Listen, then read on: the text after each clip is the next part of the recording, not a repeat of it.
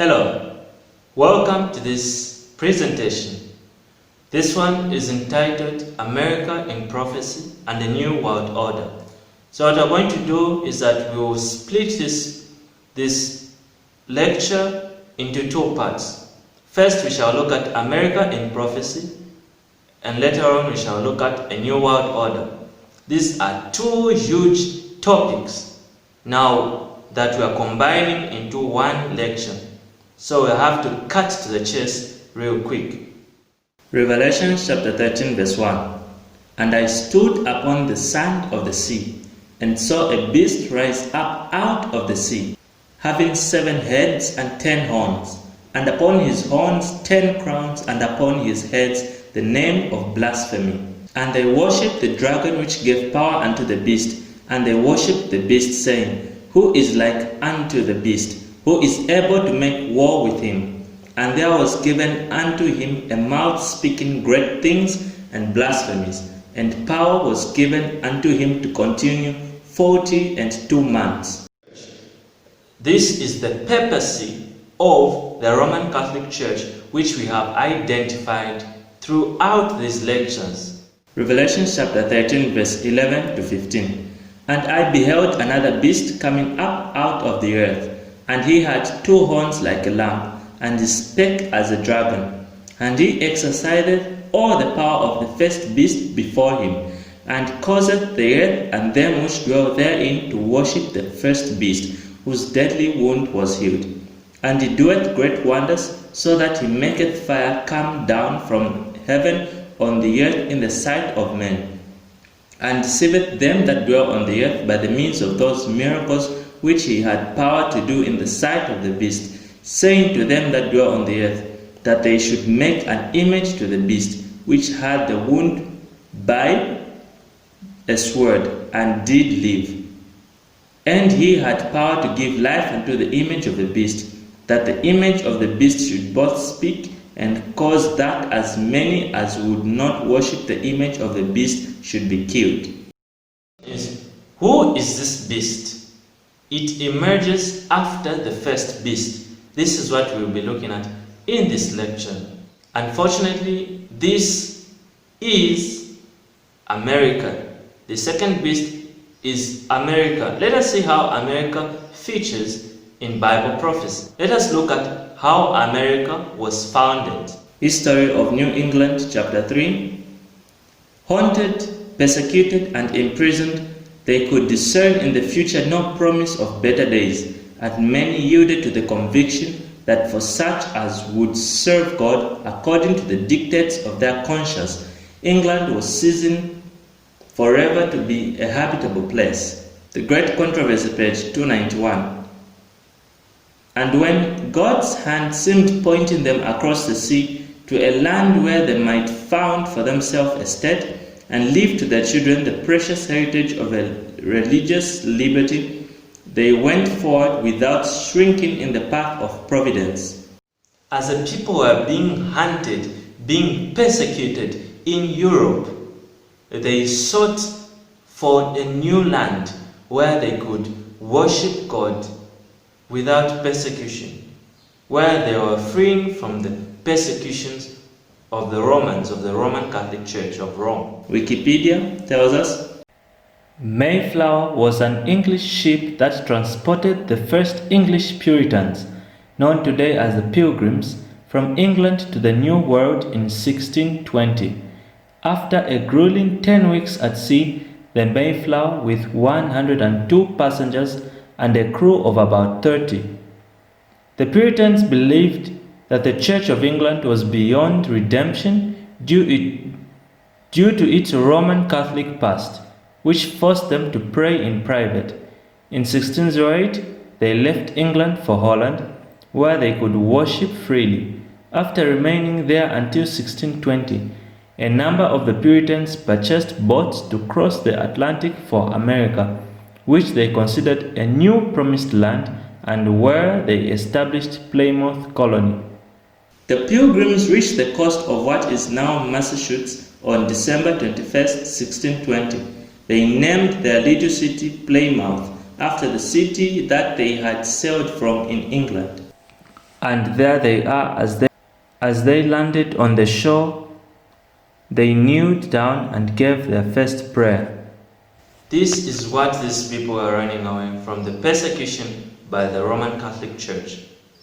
Now let us look at the characteristics of the second beast. Comes out of the earth, Revelation chapter 13 verse 11. Speaks as a dragon, Revelation 13 verse 11. Makes an image to the beast, Revelation 13 verse 14. Has two horns like a lamb, Revelation 13 verse 11. Causes all who dwell on earth to worship the first beast, Revelation 13 verse 12. Exercises all the powers of the first beast, Revelation 13 verse 12. And he, this is the second beast, exercised all the power of the first beast before him, and causeth the earth and them which dwell therein to worship the first beast, whose deadly wound was healed. And he doth great wonders, so that he maketh fire come down from heaven on earth in the sight of men, and deceiveth them that dwell on the earth by the means of those miracles which he had power to do in the sight of the beast, saying to them that dwell on the earth, that they should make an image to the beast which had the wound by a sword and did live. And he had power to give life unto the image of the beast, that the image of the beast should both speak and cause that as many as would not worship the image of the beast should be killed. And he causeth all, both small and great, rich and poor, free and bond, to receive a mark in their right hand or in their foreheads, and that no man might buy or sell, save he that had the mark, or the name of the beast, or the number of his name.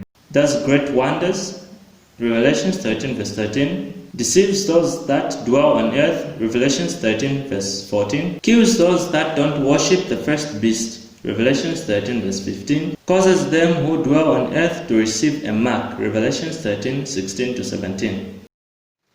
6 biblical characteristics that the Bible gives us. So what we are going to do is that we are going to use these 6 biblical characteristics to prove whether America fulfills all these characteristics. Let's start with the first characteristic. Comes out of the earth.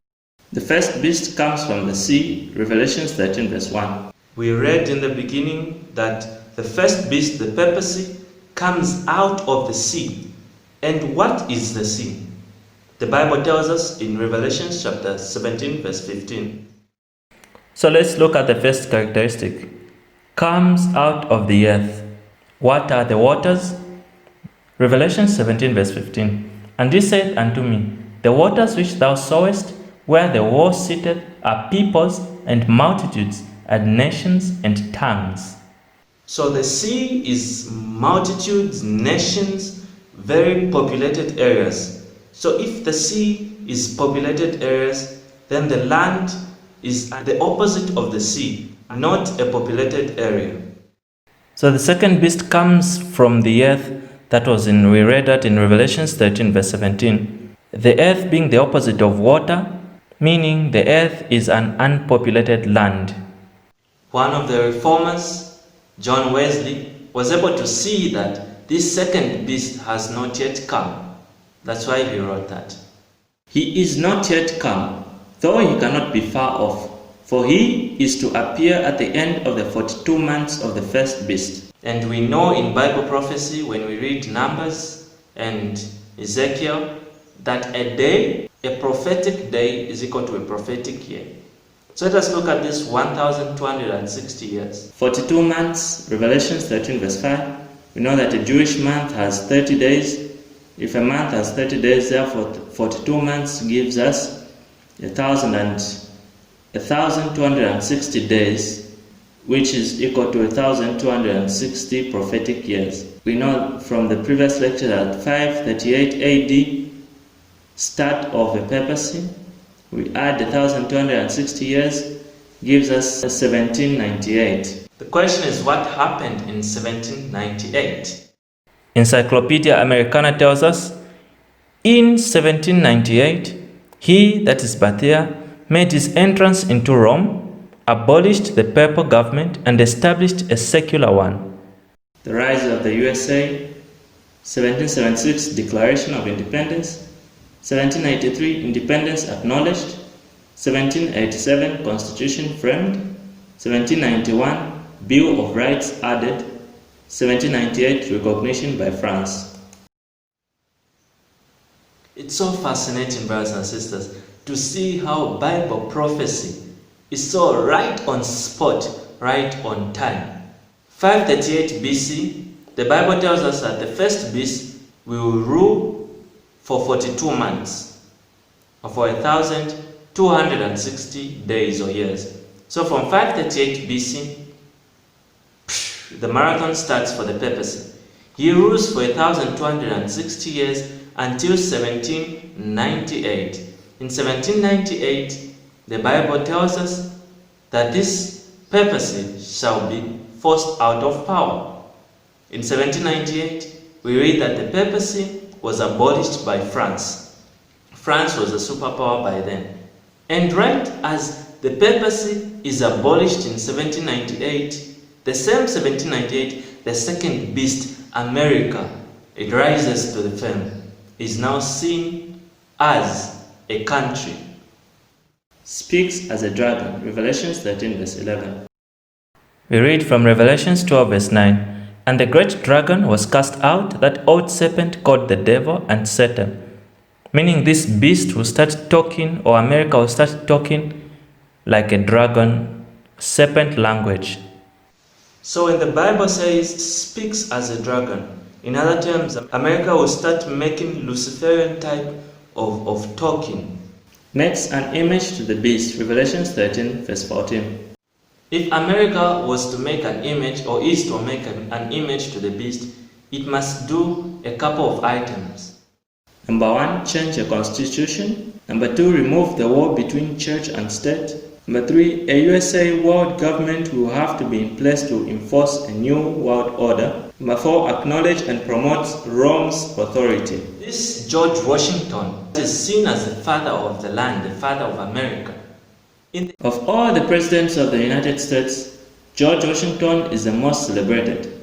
Efforts to commemorate his legacy began during his lifetime and continue to this day. Down through the years, they have taken on many forms. His leadership and service to the Republic have been distinguished through the naming of the federal capital, universities, streets, counties, and a state.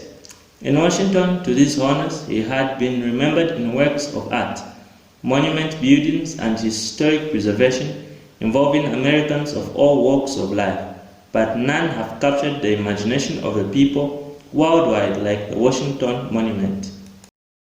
Wikipedia tells us, many things have been named in honor of George Washington. Washington, D.C., the nation's capital, the state of Washington, the George Washington University, the Washington Monument, the George Washington Masonic National Memorial. George Washington was not the only president to have been a high Freemason. Harry S. Truman also was. President Truman joined the Masons in 1909. On October 19, 1945, he was coronated a 33rd degree Scottish Rite Mason. We see many other USA presidents that have been Freemasons. George Washington, James Monroe, Andrew Jackson, James K. Polk, and the rest. The whole list there you can see. Franklin Delano Roosevelt, Harry S. Truman, George H.W. Bush Sr., George Bush, confirmed member of Skull and Bones, William J. Clinton, George Bush Jr., confirmed member of Skull and Bones. The question is, what is Freemasonry? Every Masonic lodge is a temple of religion. But Masonry has nothing to do with the Bible. In this religion, symbols came to have two meanings that we saw: the esoteric and the exoteric. The esoteric meaning was a true or original meaning understood only by a few. The exoteric meaning was inverted or modified explanation intended for the many. Regarding the interpretation of those symbols, the initiate is intentionally misled by false interpretations, the true explication being reserved for the princes of Masonry or the high degrees. The religion of Masonry is a belief in Lucifer, the god of light and god of good, and the echo of Adonai. Esoteric Masonry believes Lucifer is God and he is struggling for humanity against Adonai, the god of darkness and evil. So does Washington know the God he was serving? Absolutely. He knows he was serving Lucifer. We have seen that the many USA presidents were serving or were high-degree Masons. Why is this important? We shall see this in a few moments. So let's look at the George Washington Masonic National Memorial. It is first built in Alexandria Drive, and we know that Alexandria was the home of or the seat of pagan worship or pagan religion in Egypt. So when we go on Google Earth, the memorial is facing east, and as we saw that east is where the sun is when we read Ezekiel chapter 4 verse 16. So what we have seen that the temple, the layout of the Masonic temple is facing the east. And you can see that the squares are black and white squares. And we have seen what black and white means. Black and white is a combination of good and evil, light and dark. And who is the combination of that? That's Lucifer, Satan. The Washington Monument is an obelisk on the National Mall in Washington, D.C., built to commemorate George Washington. Wikipedia tells us, in Egypt, the obelisk symbolized the sun god Ra, and was said to be a petrified ray of the Aten, the sun disk. It was also thought that the god existed within the structure. So within the obelisk, the structure within the obelisk, Wikipedia has told us that the god existed within that structure, the obelisk. In other words, it was the dwelling place of a god. Here is another confirmation. Illustrated Dictionary of Symbols in Eastern and Western Art. Of the several functions of the pillar or obelisk among early peoples, the Egyptian obelisk was worshipped as a dwelling place of the sun god. So when we go on Google Earth, the obelisk is in exact 90 degrees alignment with the four directions on the compass. The Godfathers, page 26. The obelisk is a four-sided pillar facing the four corners of the earth. At its peak is a pyramid. It represents a combination of both religious and political power worldwide. It appears in Egypt, in the USA, and in the Vatican. To Jesuits, esoteric Masons, and the Illuminati, it secretly stands for the one world government. The obelisk represents the sun god Baal. So the question is, who is Baal? Morals and Dogma, Albert Pike writes, Baal, representative or personification of the sun, was one of the great gods of Syria. The word Baal or Baal, like the word Adon, signifies Lord and Master. So on the four sides of the obelisk, there are inscriptions. On the north, on the south, on the west side, and on the east side. The four faces of the pyramidal point all bear inscriptions. The north face, Joint Commission at setting of capstone. Middle face, cornerstone laid on bed of foundation July 4, 1848. South face, Chief Engineer and Architect Thos Lincoln, Cassie, Colonel Corps of Engineers. And the east face, what is written there? It's written in Latin, Laus Deo, meaning praise be to God. And who is in the east? Inscribed on the aluminum cup, notable names and dates in the monument's construction are recorded, and on the east face, facing the rising sun, the Latin words Laus Deus, which translate to praise be to God. Interesting to note that on the east side, it says, "Praise be to God." Which God is in the east? Ezekiel 8 verse 16 to 17 tells us, "And he brought me into the inner court of the Lord's house, and behold, at the door of the temple of the Lord, between the porch and the altar, were about 25 men with their backs toward the temple of the Lord, and their faces toward the east, and they worshipped the sun toward the east." Morals and Dogma, Albert Pike writes, "Baal, representative or personification of the sun, was one of the great gods of Syria. The word Baal or Baal, like the word Adon, signifies Lord and Master. That Satan, Lucifer, is in the east. The sun is in the east."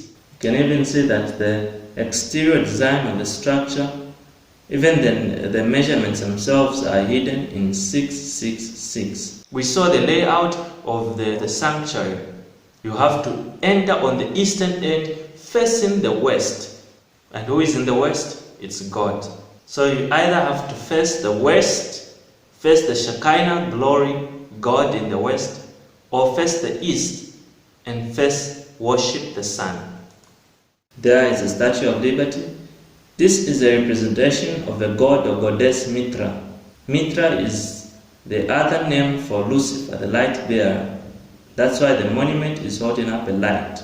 Its cornerstone is inscribed with Freemason symbols. There, as you can see, Freemason symbols on the cornerstone. We saw that France acknowledged America as a country in 1798. Interesting to note that in France, there is also a Statue of Liberty. Therefore, as at that time, France was a superpower. When it acknowledged America as a superpower, it handed over the torch and gave the torch to America and said, here is the torch, take it to the world. Brothers and sisters, let's continue. So let's look at the Capitol building, the origin, the design. And there is the magnificent Capitol building. The cornerstone of the USA Capitol building was laid with Masonic honors on September 18, 1793, under the auspices of the Grand Lodge of Maryland. There is C. George Washington in Masonic regalia. A close-up view of George Washington in Masonic regalia laying the cornerstone of the United States Capitol building. You can see on those images, and the one on the left where there is even a G where Washington is standing on the Masonic white and black squares wearing the Masonic apron, and on the right where he lays up the honors. The cornerstone itself already, it's laid with Masonic honors. Wikipedia tells us, Capitol is a term used to describe the seat of government. It is derived from the Capitoline Hill, Latin, which is Capitolinus Mons, in Rome, the seat of the Roman Republic.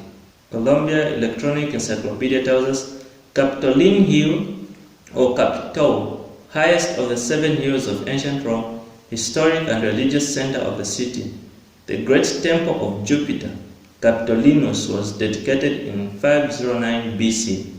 So this building, Capitol building, comes from, or the name is derived from, the Capitolinus, which was a temple dedicated to Jupiter. Columbia Encyclopedia, Jupiter, in Roman religion and mythology, the supreme god, originally a sky deity, he developed into the great father god, prime protector of the state. Jupiter was the supreme god of the Roman pantheon, a god of light and sky, and protector of the state and its laws. Britannica tells us, one of his most ancient epithets is Lucetius, light bringer. So who is the light bearer in the Bible? Who is the light bearer? It's Lucifer, the light bearer. If scientists want to calculate the number or the amount of light, they calculate it in lumens, Lucifer, the light bearer. We find that tangible form of Zeus or Jupiter worship exists to this present day. It is commonly known and also taught by the guides of the Vatican that the bronze statue of Saint Peter in St. Peter's in Rome is the ancient pagan image of Jupiter. which was adopted, canonized, and sanctified. This same image is being reverenced and is one big toe regularly kissed at certain ceremonies. We saw this statue of Jupiter in Rome in the previous lecture. So what we're going to do is, let us look at the Vatican right from the top. Let's use Google Earth, and right from the top, let us look at the Vatican and see in which direction it is pointing. There is the Vatican. Which direction is it facing? The east, towards the obelisk. So we have seen that it points the east. Now what we're going to do is, let us put the image of the Vatican and the image of the temple of God side or back to back. Let's juxtapose them together. So if we combine the two images, juxtaposing the sanctuary of God and the Vatican, you see that the sanctuary faces the west, while the Vatican faces the east, worshipping the sun. So we see that they're pointing, one is pointing to the west, that's the sanctuary of God, and one is pointing to the east, that's the Vatican. Who is in the east? The sun. From the earlier image, this earlier satellite image that we had of the Capitoline Hill, let's go a bit upwards. So if we go a bit upwards, what do we see? So the satellite image of the Capitol building shows that it's also facing the west and facing the sun pillar or the obelisk there. There is an obelisk facing the obelisk. Why in the west direction? Let us now go out of space, out of the earth, and look at the earth and the position of this hill, the position of this building, Capitol building, Capitol Hill building. Please notice that they are almost on the same latitude. So in the actual sense, Capitoline Hill in the Vatican and Capitol Hill are facing each other, as one faces the east, one faces the west, that's the Capitol Hill, and one faces the east. So when the president stands over or the balcony of Capitol Hill building in America facing the obelisk, and the Pope stands on the balcony of St. Peter's Basilica in Rome facing east, facing the obelisk in the east direction, they are actually facing each other, brothers and sisters. Why is this important? We shall see that in a moment. Has two horns like a lamb, Revelation 13 verse 11. 1789 Constitution. Congress shall make no law respecting the establishment of religion or prohibiting the free exercise thereof. Congress shall make no law. And that was the most reason why these people fled from Europe, because they wanted no law governing how you should worship, who you should worship. Among the many reasons America was founded, two important reasons. One, religious liberty, that was freedom to believe in what you want, running out from persecution by papacy or Rome. These were called Protestants, or that were protested against the teachings of Rome. Two, political freedom from the fascist monarchy of Rome. Civilita Cattolica, house organ of the Jesuits, says, fascism is a regime that responds most closely to the concepts of the Church of Rome. There we can see Bush greeting the Knights of Columbus. They have a friend in the White House. So if Bush says the Knights of Columbus have a friend in the White House, what does that mean? Well, it means that the Knights of Columbus have friends in the White House. Now, what is the business of the Knights of Columbus? From Romanism, the Knights of Columbus' principal business is Jesuitical politics. Jesuitical politics, brothers and sisters. And these Jesuits, they have an interesting symbol known as the fascia. Let us look at the fascia. Fascias, you see, on the logo of the Knights of Columbus. It was a symbol used widely in the Roman Empire, and it consists of rods bound together around an axe. The symbolism is of people and countries bound together under a common centralized dictatorship, the axe. and at Clinton's inaugural address in front of an image of the fascists at the Lincoln Memorial. Roman fascists on the wall behind in the Speaker's podium, the USA House of Representatives chamber, United States Capitol building. President Obama standing in Congress. Look at those arrows, those are the fascists. President Trump as well, look at those fascists. Two crossed fascists compose the insignia of the National Guard, creating a huge X, an axe upon an open-winged eagle. One dime coin, there you see the fascia. And the $5 coin, what do you see? In the sides, the fascia. There is another coin as well, the fascia. Now let us go inside the Capitol Hill building. So as you walk inside, there's this rotunda floor. And if you look upwards, what do you see? There you see an image. The apotheosis of Washington, suspended 180 feet above the rotunda floor. The fresco covers an area of 4,664 square feet. The figures, up to 15 feet tall, were painted to be intelligible from close-up as well as from 180 feet below. So what do we see when we look up in the ceiling of Capitol building? There we see Washington surrounded by maidens. So let's zoom up a bit. When we zoom up, what do we see? There is a lady on the right of George Washington. She's holding something. What is that? A fascia. You see, my brothers and sisters? George Washington rising to the heavens. George Washington rising to the heavens in glory, flanked by female figures representing liberty and victory fame. A rainbow arches at his feet and 13 maidens. The word apotheosis in the title means literally the rising of a person to the rank of a god. George Washington rising to the rank of a god, brothers and sisters. Now let us go. He's rising upwards. Let us go out of the building and look at where he's rising to. Where George Washington is being put or portrayed to rise to. So if you go out of the building, there is the Statue of Liberty. Let's zoom up a bit. There's an interesting symbol there that you see. If we zoom that part, we see the fascias there. And fascias, what do they represent? All the axes are bound around an axe, symbol of the dictatorship. What does that represent? Rule under one man. Which man is this? Watch the video and see for yourself. 2,400 of his faithful here to welcome him.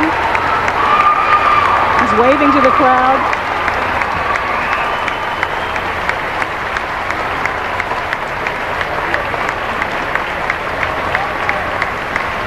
Archbishop Regali is alongside the Pope as he shakes hands with the First Lady.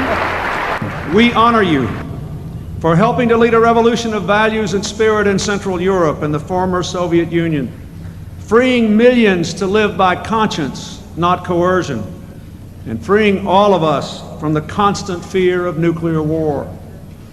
Your Holiness, on behalf of all of us gathered here today, indeed on behalf of all the people of our beloved nation, we welcome you back to America. Listen carefully.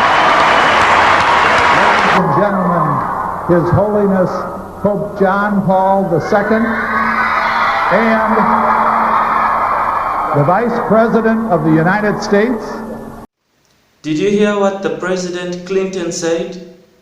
He said, "We welcome you back to America."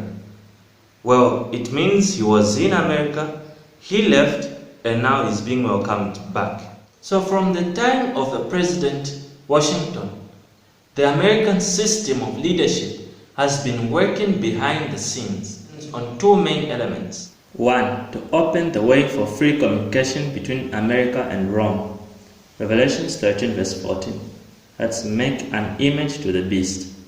And two, to grow into the world's greatest superpower, to be able to continue unchallenged, to enforce Rome's laws when the time is right. Revelation 13 verse 15 calls that as many as would not worship the image of the beast should be killed. Number 1 is to what? To open free communication. And number 2, to grow into a superpower that it could enforce the laws of the Roman Catholic Church. The Godfathers Alberto. A secret sign was to be given to the Jesuits worldwide when the ecumenical movement had successfully wiped out Protestantism in the preparation for the signing of a concordat between the Vatican and the US. The sign was to be when a president of the US took his oath of office facing an obelisk. So what is the sign?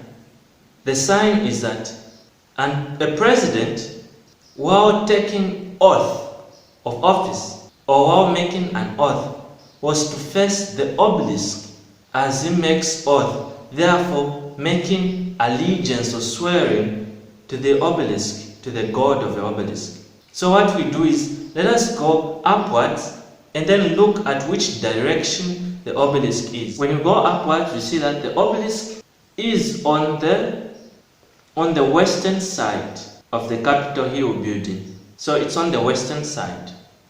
Now the question is, when did any, even just one president of America make or take an oath while facing the obelisk? When did that happen? So now let us look at a list of US presidential inaugurations to see when a US president took oath facing or on the western side facing the obelisk. Notice as I zoom in on this list of presidential inaugurations.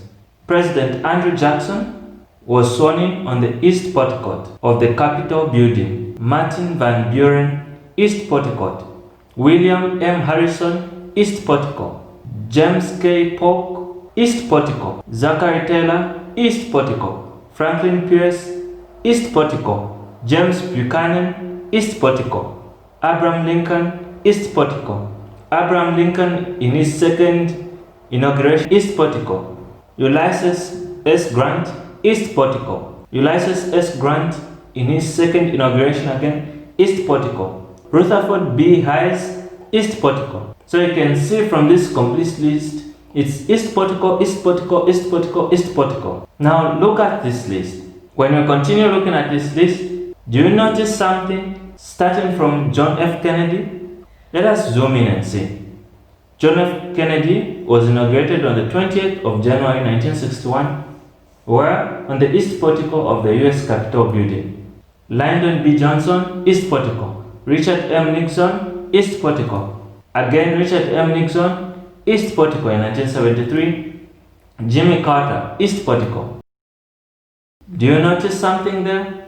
Ronald Reagan, west front of the Capitol building, January 20, 1981.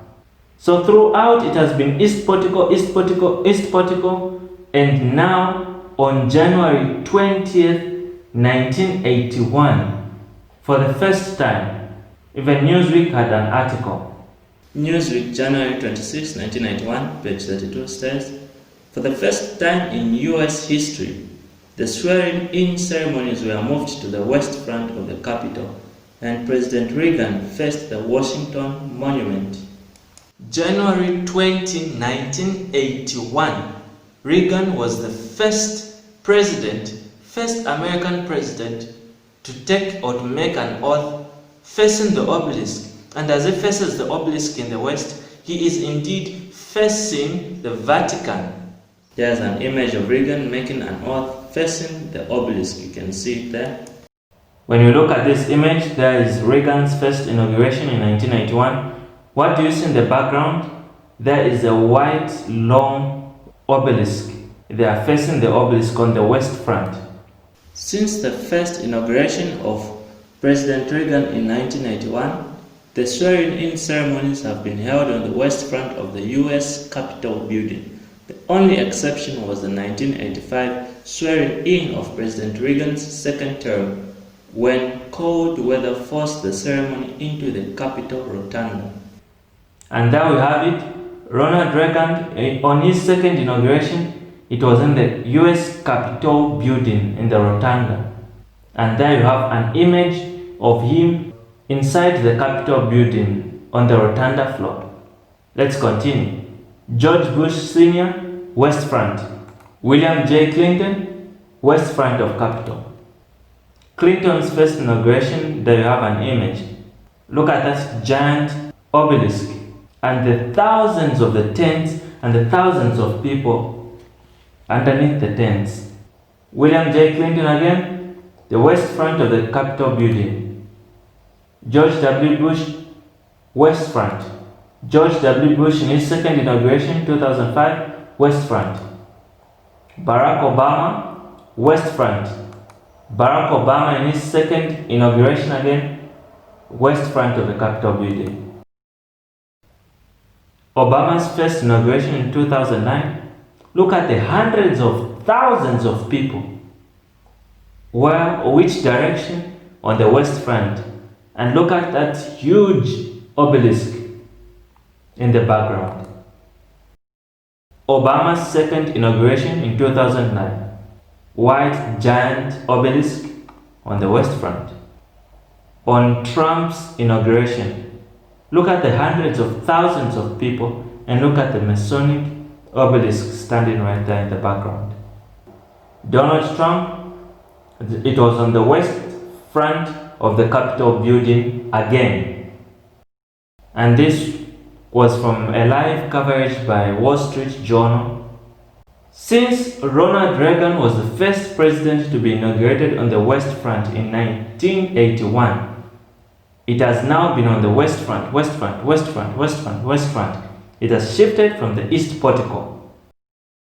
Ever since Reagan faced the obelisk taking an oath, all presidents have been facing the obelisk in the West. Extras from the secret plan by Leon. Protestantism is already wearing out and sinking to decay. Yes, we are destined to insult its last agonies, to march over its broken skeleton and scattered bones. Protestantism is becoming decomposed. It is falling to pieces. As the Jesuit priest Alberto says, so what is the goal of the Jesuits? Behind the Dictators, page 26, it's the Jesuits' orders, objective was and is still to destroy the effects of the Reformation and to re-establish the Holy Empire of the Germanic nation. Founded August 15, 1534 by the Spaniard Ignatius Loyola and sanctioned by Pope Paul III, September 27, 1540, Loyola wanted the order to be the champions of Catholic unity. So what is the goal of the Jesuits? Is to bring back the scattered children of the Catholic Church. Those that had scattered away is to bring them back or to unify the Catholic Church, to unify the Church. So the question is, did anything significant change between the USA and Rome after Reagan was sworn in on January 20th, 1981 while facing the obelisk? Did anything change? Let's find out. Wikipedia tells us, January 10, 1984, the United States and the Vatican established full diplomatic relationship. And after that, Reagan went to visit the Pope, and look at his dressing as he went to visit. The Pope, as usual, wearing white, the man without sin, wears brown to show that he is not in full submission to the Pope. And there you can see Reagan dressed in brown, showing that he is not fully accepted the Pope. He's wearing brown so that he makes all the parties comfortable. He's neither to the Pope's side, he's still protesting. Satanic, that's what it is. The Times had this on their front cover, Holy Alliance, how Reagan and the Pope conspired to assist Poland's solidarity movement and hasten the demise of communism. Look at the sign that is on the Pope's lips. Time magazine understands what is happening. That's why you saw the Pope putting his fingers on his mouth, telling Reagan, shh. He knows They understand what is going on and what they are doing behind the scenes. America was running away from Rome, and now America establishes full diplomatic relationship with Rome. That's a complete turnaround, brothers and sisters. At what then do the Jesuits aim? If you examine the facts, you will find that the aim at universal dominion alone. They have rendered themselves indispensable to the Pope, who without them could not exist. They have rendered themselves indispensable to governance and hold revolutions in their hands, and in this way, either under one name or another, it is they who rule the world. History of the Jesuits. See, my Lord, from this room I govern not only Paris, but China. Not only China, but the whole world, without anyone knowing how it's managed. The Jesuits rule the world. M.F. Cusack writes, if you trace up Masonry through all its orders, till you come to the grand tip-top head of Mason of the world, you will discover that the dread individual and the chief of the Society of Jesus are one and the same person. And we have seen how the Black Pope is the tip-top head of the Jesuits and is known as the Superior General. Romanism, a menace to the nation. The Roman Catholic Lafayette warned, it is my opinion that if the liberties of this country, that's the United States of America, are destroyed, it will be by the certitude of the Roman Catholic Jesuits priests, for they are the most crafty, dangerous enemies to civil and religious liberty. They have instigated most of the wars of Europe. They are the most dangerous to civil liberties, brothers and sisters. The Jesuits, that's a powerful group, brothers and sisters. So let's now read the extreme oath of the Jesuits, or the oath. The Jesuit oath, we are reading, I, now in the presence of the Almighty God, swear that His Holiness the Pope is Christ's Vice-Regent and is the true and only head of the Catholic or Universal Church. Continues, I do now renounce and disown any allegiance is due to any heretical king or prince or state named Protestant or liberal, or obedience to any of their laws or magistrates or officers. I do further declare the doctrine of the Church of England and Scotland and of Calvinists, Huguenots and others of the name of Protestant or liberal to be damnable and themselves to be damned, who will not forsake the same. I do further promise and declare that, notwithstanding I am dispensed with to assume my religion heretical for the propagation of Mother Church's interest, to keep secret and private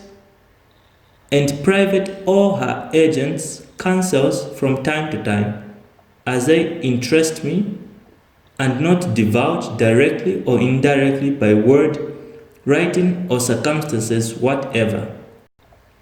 I do furthermore promise and declare that I will, when opportunity presents, make and wage relentless war secretly or openly against all heretics, Protestants, and liberals as I am directed to, extirpate them from the face of the earth, and that I will spare neither age, sex, or condition, and that I will hang, burn, waste, boil, flay, strangle, and bury alive those infamous heretics, rip up the stomachs and wombs of the women, and crush their infants' heads against the walls in order to annihilate their inexorable race.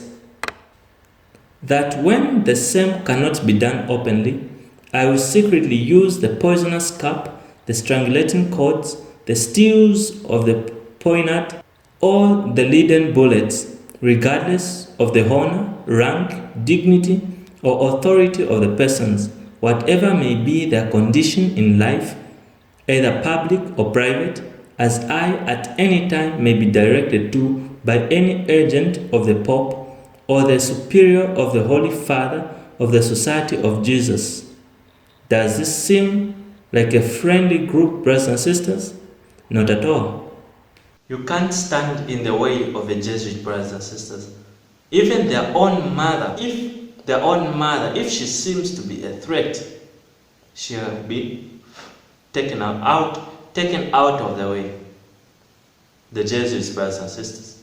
That's the most crafty and dangerous group. So the other characteristics, characteristic number 5 and number 6. That is, 5 causes all who dwell on earth to worship the first beast. Number 6 exercises all the powers of the first beast. That is, does great wonders, deceives those that dwell on the earth. Revelation 13 verse 14. Kills those that don't worship the first beast. That's the papacy. Revelation 13 verse 15. Causes them who dwell on earth to receive a mark. Revelation 13 verse 16 to 18 to 17. We shall look at these characteristics when we get into the second half or second part of this lecture. Now let us get into the second part of this lecture, a new world order. So what is this idea of a new world order? Who runs it? Who is organizing it? How will it be managed? And what are its objectives? Let us get into that.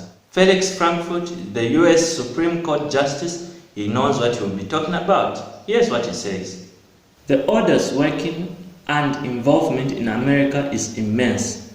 The real rulers in Washington are invisible and exercise power from behind the scenes. General Douglas Arthur, here's what he says. I'm concerned for the security of our great nation, not so much because of any threat from without, but because of the insidious forces working from within. The forces that are working from within, brothers and sisters. At that time, the mayor, John F. Hyland, New York City. The real menace of a republic is the invisible government, which like a giant octopus sprawls its slimy legs over our cities, states, and nation. At the head is a small group of banking houses, generally referred to as international bankers. The President Franklin Roosevelt. The real truth of the matter is, as you and I know, that a financial element in the larger centers has owned the government since the days of Andrew Jackson. In politics, nothing happens by accident. If it happens, you can be sure we planned it that way. Everything does not happen by chance. They plan it. That's why in this image you can see George Bush sitting with the Pope in front or before an image of Ignatius Loyola. He is the one who is highlighted there. Everything that happens in politics is planned. And you can notice that the Pope is wearing white, George Bush black, meaning he is in full submission to the Pope. Theodore Roosevelt, behind the ostensible government, sits enthroned an invisible government, owing no allegiance and acknowledging no responsibility to the people. President Woodrow Wilson, some of the biggest men in the United States in the field of commerce and manufacture, are afraid of something. They know that there is power somewhere so organized, so subtle, so watchful, so interlocked, so complete, so pervasive, that they had better not speak above their breath when they speak in condemnation of it. President Bill Clinton, by the time you become the leader of a country, someone else makes all the decisions. You may find you can get away with virtual presidents, virtual prime ministers, virtual everything. We have read quote after quote, text after text, how people in high positions, even presidents, say that there is something fishy, something going on. Now, which government is this? Marquis de Lafayette. It is my opinion that if the liberties of this country, the United States of America, are destroyed, it will be by the certainty of the Roman Catholic Jesuit priests, for they are the most crafty, dangerous enemies to civil and religious liberty.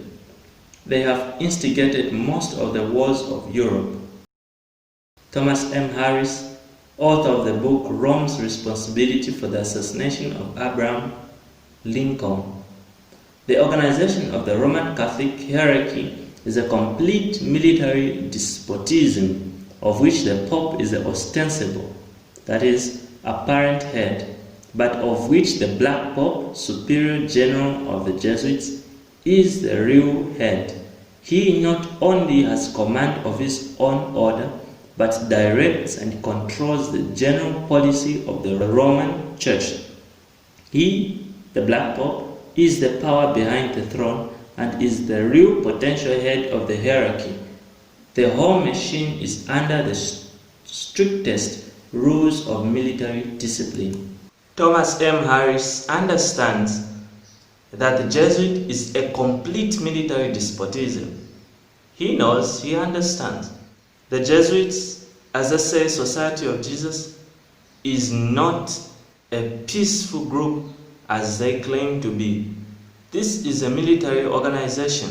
The superior general of the Jesuits, the Black Pope, is the same tip-top that heads the Jesuits and Freemason.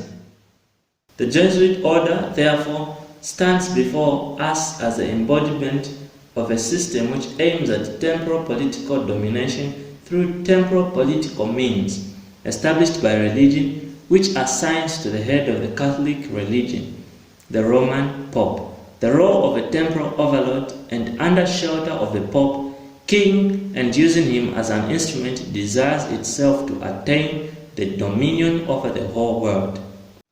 The Jesuits rule the world, my brothers and sisters. They rule the world, and we do not know about this. That's because it's hidden, it's underneath. Napoleon Bonaparte also confirms that the Jesuits is a military group. Here is what he says. Napoleon Bonaparte, the Jesuits are a military organization, not a religious order. Their chief is a general of the army, not the mere father of a monastery. And the aim of this organization is power. Power in its most despotic exercise. Absolute power, universal power, power to control the world by the volition of a single man. Jesuitism is the most absolute of despotisms, and at the same time the greatest and most enormous of abuses. The general of the Jesuits insists on being master, sovereign over the sovereign. Wherever the Jesuits are admitted, they will be masters, cost what it may. You can't stand in the way of a Jesuit, brothers and sisters. Even their own mother, if she seems to be a threat, she'll be taken out of the way. George W. Malone, U.S. Senator, once wrote, "I believe that if the people of this nation fully understood what Congress has done to them over the last 49 years, they would move on Washington. They would not wait for an election. It adds up to a preconceived plan to destroy the economic and social independence of the United States." R.W. Thompson, "The Jesuits are the deadly enemies of civil and religious liberty. Nothing that stands in their way can become so sacred as to escape their vengeance." In 1769, during the night preceding the day appointed for the public ceremony of announcing the abolition of the Jesuits, Pope Clement XIII was suddenly seized with convulsions and died, leaving the act unperformed. Khomeini records that this event in the terse and expressive words, "The Jesuits had poisoned him."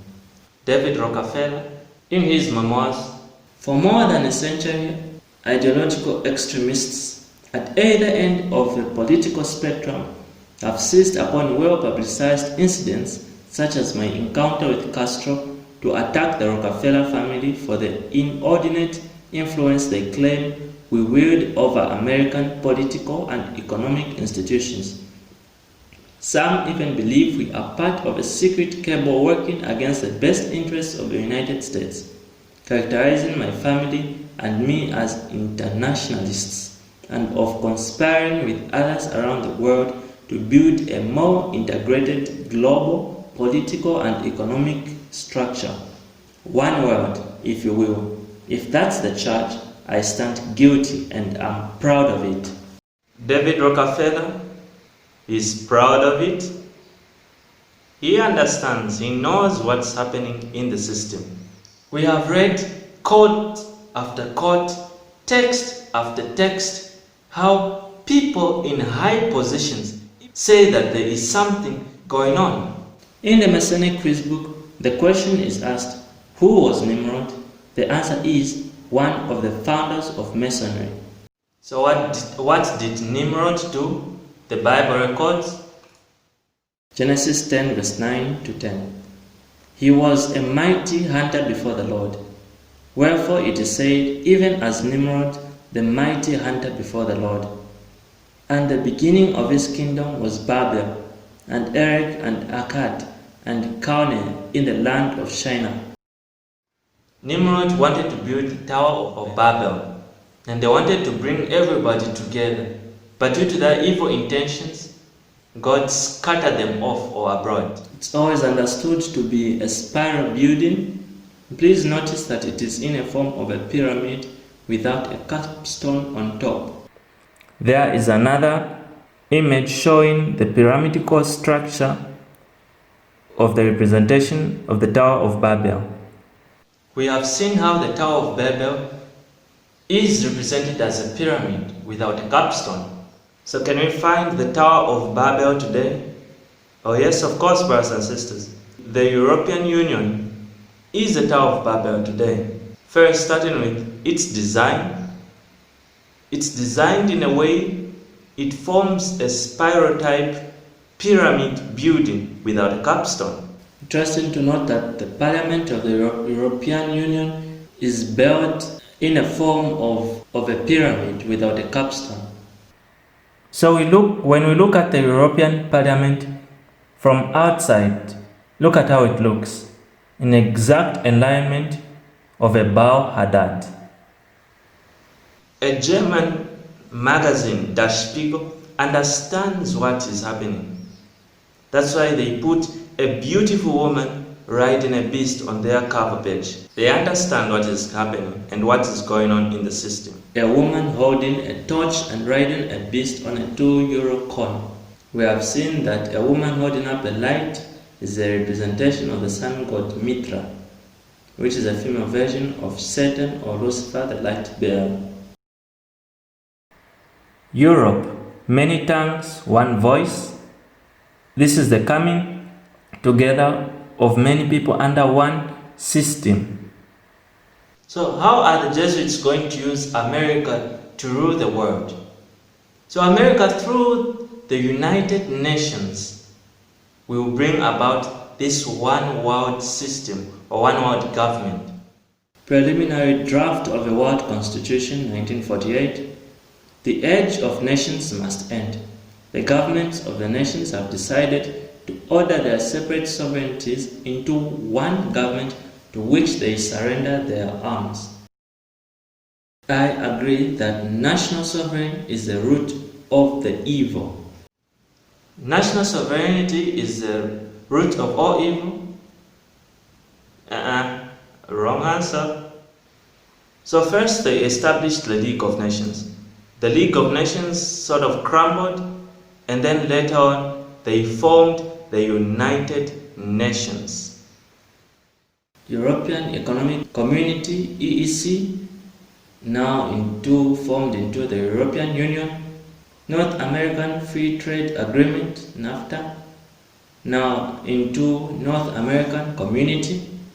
Asia Pacific Economic Community, APEC, now into the Pacific Union. Organization of African Unity, OAU, now into the African Union, AU. See there we have one world government, that's World Bank, world military, world justice system, single currency. divides into different unions of a continent: European Union, American Union, Pacific Union, African Union, national states and regions, strict human control, biometrics, microchips, and banking. Now let us look at the logo of the United Nations. When you look at the logo of the United Nations on the left and the logo or a symbol on the right from ancient paganism, you see that how similar they are. From the logo we have seen that its roots, its origins, paganism. What about its constitution?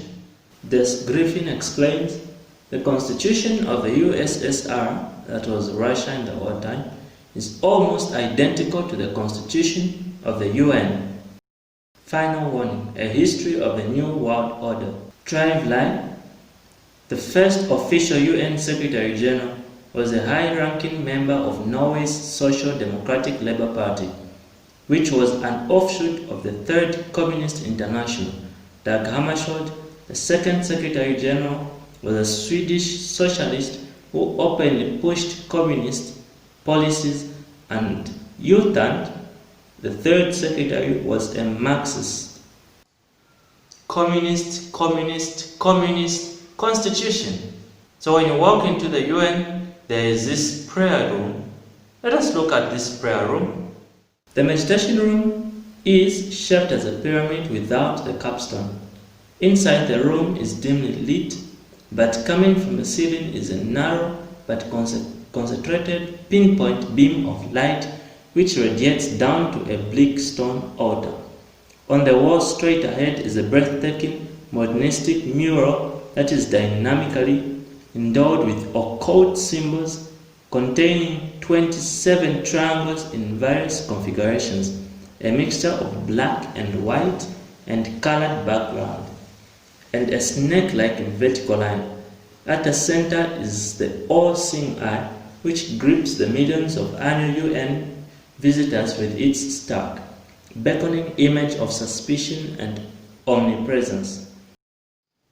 Pyramid with a capstone, embodied with occult symbols, mixture of black and white background, a snake-like vertical line, and we know that the all-seeing eye is the eye of Siva or Shiva, which is, Shiva is a synonym for Satan.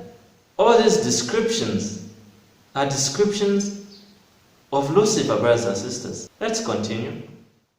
Robert K. Spencer writes, page 13, the meditation room faces northeast.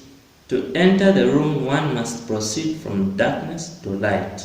William J. Schnoblin writes, Anton LaVey, the founder of the Church of Satan, refers to an occult principle known as the law of the trapezoid. The $1 American bill has something interesting worth noting. That's the same capstone that's on the United States $1 bill. Let's zoom up the $1 bill. What do you see? So we see on the $1 bill the all-seeing eye of Satan in a triangle. That's a Masonic triangle. Notice that the capstone is on top of the triangle and is lifted up slightly, as you can see there on the image. We have seen how the Tower of Babel is represented as a pyramid without a capstone. We have also seen how the European Union is represented or is built in a form of a pyramid without a capstone. We have also seen on the $1 bill of the United States of America that there is a triangle with a capstone slightly adjusted upwards. What does a capstone represent? And the United Nations prayer room is also constructed in a form of a pyramid without a capstone.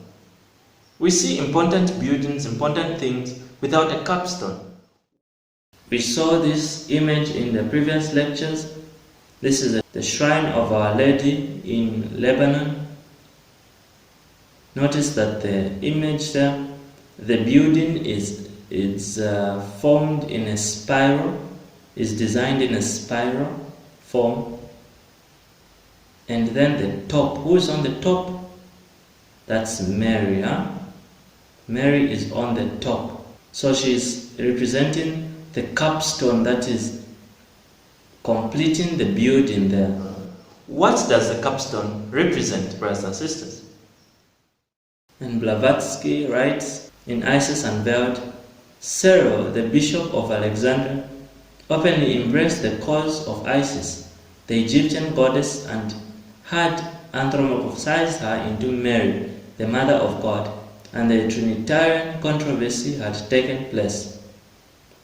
She continues in the secret doctrine, mankind causes the daily and hourly the fall and sin of the celestial Virgin, which thus becomes the mother of gods and devils at one and the same time. For she is the ever-loving, beneficent deity to all those who stir her soul and heart. But in antiquity and reality, Lucifer is the name of the angelic entity presiding over the light of truth as over the light of the day. Lucifer is divine and terrestrial light, the Holy Ghost and Satan at one and the same time. Clear, brothers and sisters? Lucifer is that same angelic entity that is put on that spiral type building. She is the one fulfilling the capstone on top there. So who is the chief cornerstone in the Bible? Jesus Christ. That's why he says in Ephesians 2 verse 20. Ephesians 2 verse 20. And are built upon the foundation of the apostles and prophets, Jesus Christ himself being the chief cornerstone. Luke 20 verse 17 to 18. And he beheld them and said, What is this then that is written? The stone which the builders rejected, the same is become the head of the corner. Whosoever shall fall upon that stone shall be broken, but on whomsoever it shall fall, it will grind him to powder. We read in Luke 20 verse 17 and 18, and in verse 18 it says, Whoever shall fall on this stone shall break. The question is, what form must this stone be for whatever falls on it to break? Take for example this mouse. If you see this mouse, for something to break when it falls on it, it means it must be pointed. So in other terms, it must have a pointed edge like that. So it must be shaped like a tip top of a triangle on top. And then it also said, the last part of verse 18, whatever thing it shall fall on, it shall grind to powder. What shape must that stone be for whatever it falls on, for it to grind whatever it falls on? It must have a flat surface, brothers and sisters. So this is a depiction of a capstone of a triangle, shaped edge on top, tip top, and a sharp surface underneath. This is the stone, the chief cornerstone, Jesus Christ. Now this cornerstone that is represented here, they are representing Jesus Christ. And we know, we have seen that that is just a depiction which they are blinding. In the actual sense, they are representing Lucifer, Satan, to be that capstone. Teilhard de Chardin wrote, It is a law of the universe that in all things there is prior existence. I disagree with that. Before every form, there is a poor but lesser evolved form. See the problem? Let's continue. Each one of us is evolving towards the Godhead. I believe that the Messiah whom we await, whom we all without any doubt await, is a universal Christ. That is to say, the Christ of evolution. You see the problem? Evolution. Well, I'm waiting for the Christ of creation. As Teilhard de Chardin writes, who is the Christ of evolution? Brothers and sisters, our Christ is the Christ of creation. He created the world in 6 days. We saw that when we looked at in the lecture entitled Attack on the Word. This Christ of evolution is the cosmic Christ, is the Messiah.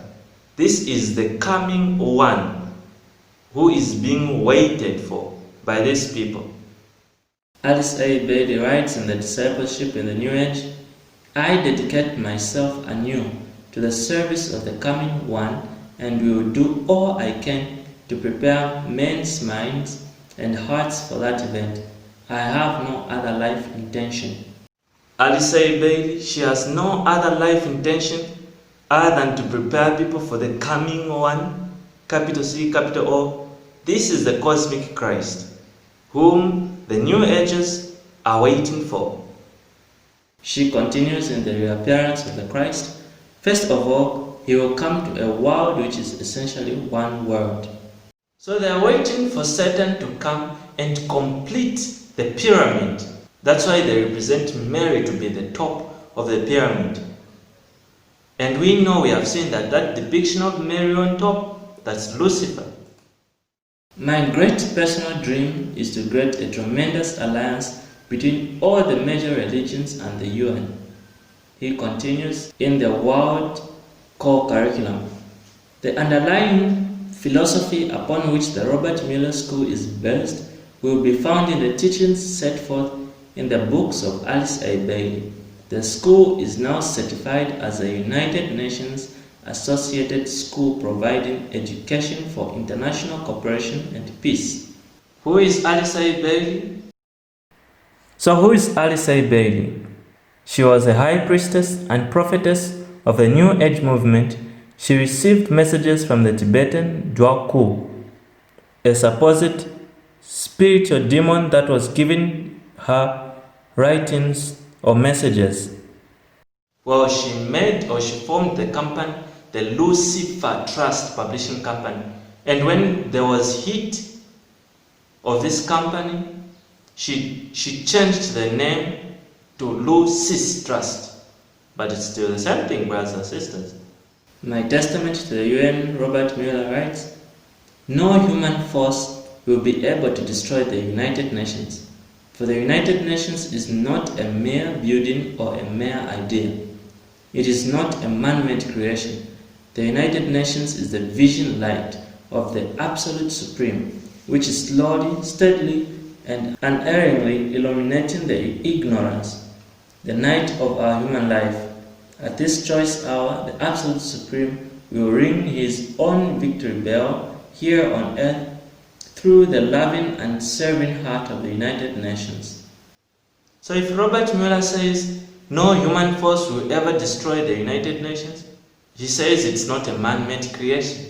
So if it's not a man-made creation, who is created or who has created that? There are only two forces. It's either it's God or it's Satan, the devil. The Absolute Supreme. Who is the Absolute Supreme? The Supreme Being. We know, we have studied, we have seen that the Supreme Being is Lucifer, brothers and sisters. And Satan is making the nations under a one-world system. The world's last dictator. Robert Mueller, former Assistant Secretary General of the United Nations, said, we must move as quickly as possible to a one-world government, a one-world religion under a one-world leader.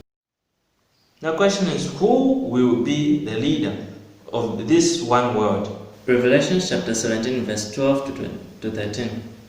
And the 10 horns which thou sawest are 10 kings, which have received no kingdom as yet, but receive power as kings 1 hour with the beast. These have one mind and shall give their power and strength unto the beast. These shall make war with the Lamb, and the Lamb shall overcome them, for he is Lord of lords and King of kings, and they that are with him are called and chosen and faithful. So 10 horns, the 10 kings, the Bible tells us, these will receive power. When the time comes, they will receive power and they will rule for a short time. Interesting to note, brothers and sisters, that the world has been divided in 10 regions. Look at those 10 regions of the world. And as you can read there, regionalization of the world system. The world has been divided into 10 regions, running from the first, which is covering America, and some part of Mexico, to the 10th, which is covering some part of China and India. So the question is, how are they going to execute this plan of a new world order? We read, behind the Pearl Horse, page 27, the secret societies were planning as far back as 1917 to invent an artificial threat in order to bring humanity together in a one world government which they call the New World Order. So from 1917, they have been planning on an artificial catastrophe. Brothers and sisters, David Rockefeller also says something. This present window of opportunity during which a truly peaceful and interdependent world order might be built will not be open for too long. We are on the verge of a global transformation. All we need is a right major crisis, and the nations will accept the new world order. He says, all we need is just the right major crisis, and people will accept this new world order. These people are planning, brothers and sisters. So what kind of situation is needed?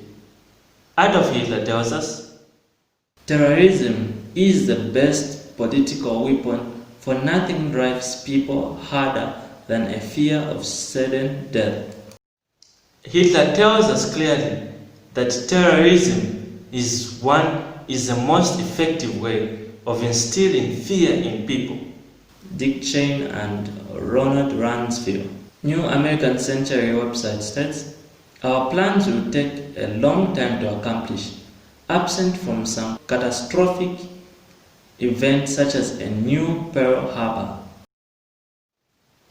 Dick Cheney and Donald Rumsfeld have told us that our plan will take a long way to accomplish, and some events such as a new Pearl Harbor. After they released these documents, it was now known that the American government planned or knew about the bombing of the Pearl Harbor, and that they let the bombing of Pearl Harbor to take place so that they could do or control some things. So let us look at one major or one kind of crisis that changed the shape of the world. 3 events happened on September 9/11.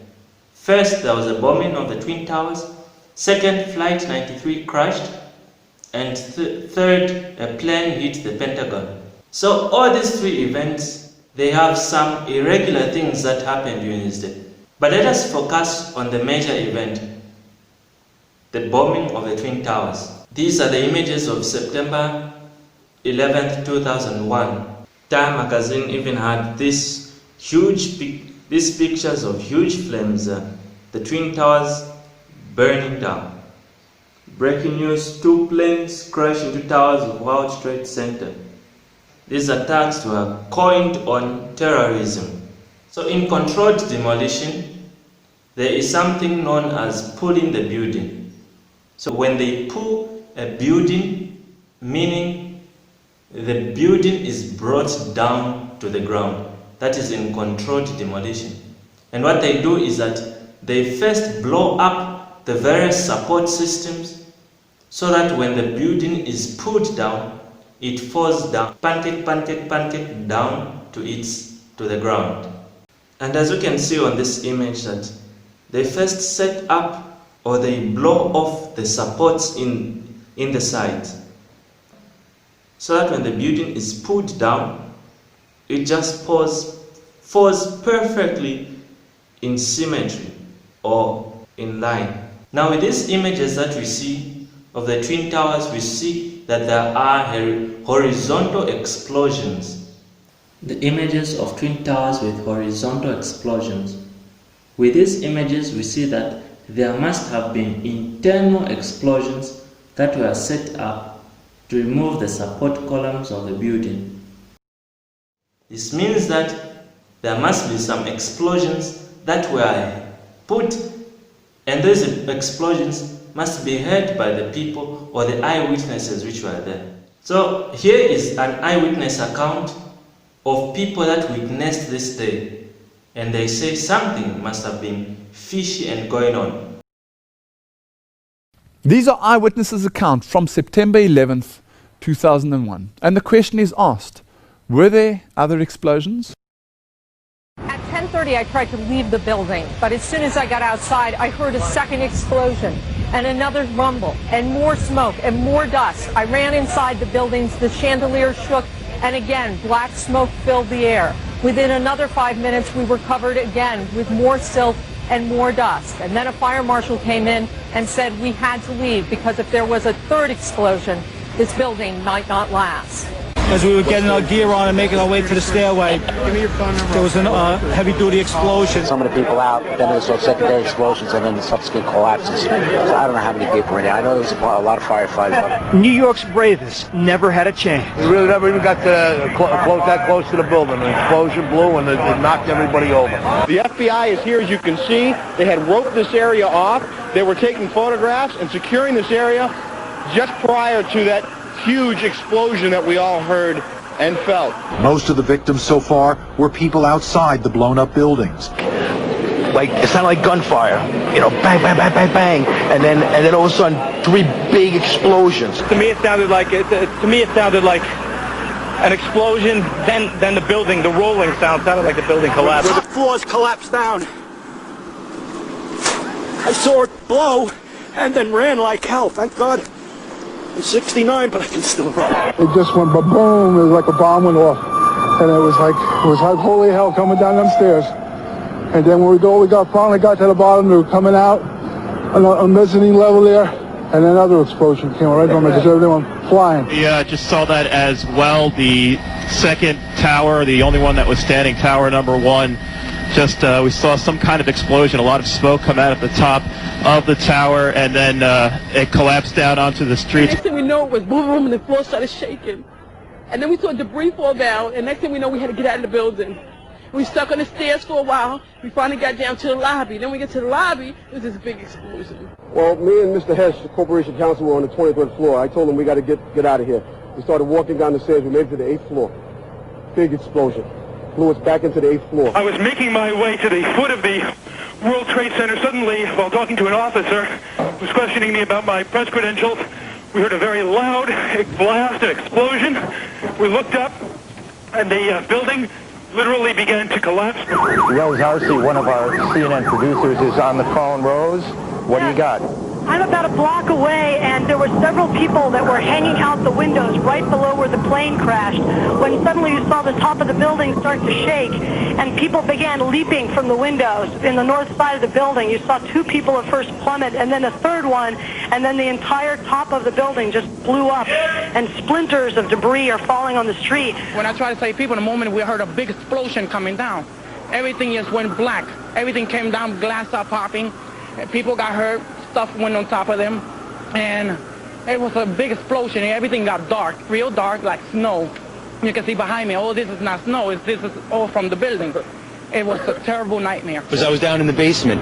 All of a sudden we heard a loud bang, and the elevator doors blew open. Some guy was burnt up, so I dragged him out. His skin was all hanging off. The streets of the financial district covered with debris, in some cases ankle deep. Cars on fire, cars just turned by the force of the explosions. It was like something no one had ever seen. This huge, incredible force of wind and debris actually came up the stairs, knocked my helmet off, knocked me to the ground. I was about 5 blocks away when I heard explosions, 3 thuds, and turned around to see the building we just got out of, antenna tip over and fall in on itself. We started running. Floor by floor, it started popping out. It was if it had detonated. Detonated. Planned to take down a building. Boom, boom, boom, boom, boom, boom. I go downstairs, the foreman tells me to go to remove the containers. As I'm walking by the main freight car of the building, in the corridor, that's when I got blown. I mean, the impact of the explosion, of whatever happened, it threw me to the floor, and that's when everything started happening. You have 2 110-story office buildings. You don't find a desk. You don't find a chair. You don't find a telephone, a computer. The biggest piece of a telephone I found was half of the keypad, and it was about this big. Experience after another experience after another experience, experience after experience, brothers and sisters. One even says it was as if there were gunshots, bang, bang, bang, bang, bang. And the other witness also said he was on the 8th floor and he had an explosion that blew him to his knees. Brothers and sisters, there was something that was happening in these buildings. They tell us that due to the impact of the planes and the burning of the jet fuel, it caused these two buildings to crumble down. But that doesn't make sense, brothers and sisters, because this building was supported by steel columns. Look at those images of the towers. Do they seem like it was an explosion or they were cut? Answer that on your own, brothers and sisters. More images, here they are. Do they seem that they fell on their own or they were cut? The terrorists didn't have access to these buildings, but the Americans did. On the same day, the World Trade Center building number 7 collapsed. Here is the collapse of the building.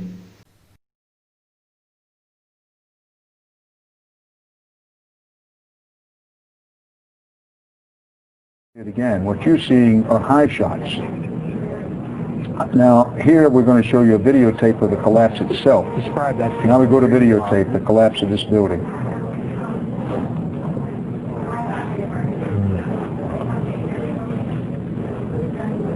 It's amazing. Amazing, incredible, pick your word. For the third time today, it's reminiscent of those pictures we've all seen too much on television before, when a building was deliberately destroyed by well-placed dynamite to knock it down.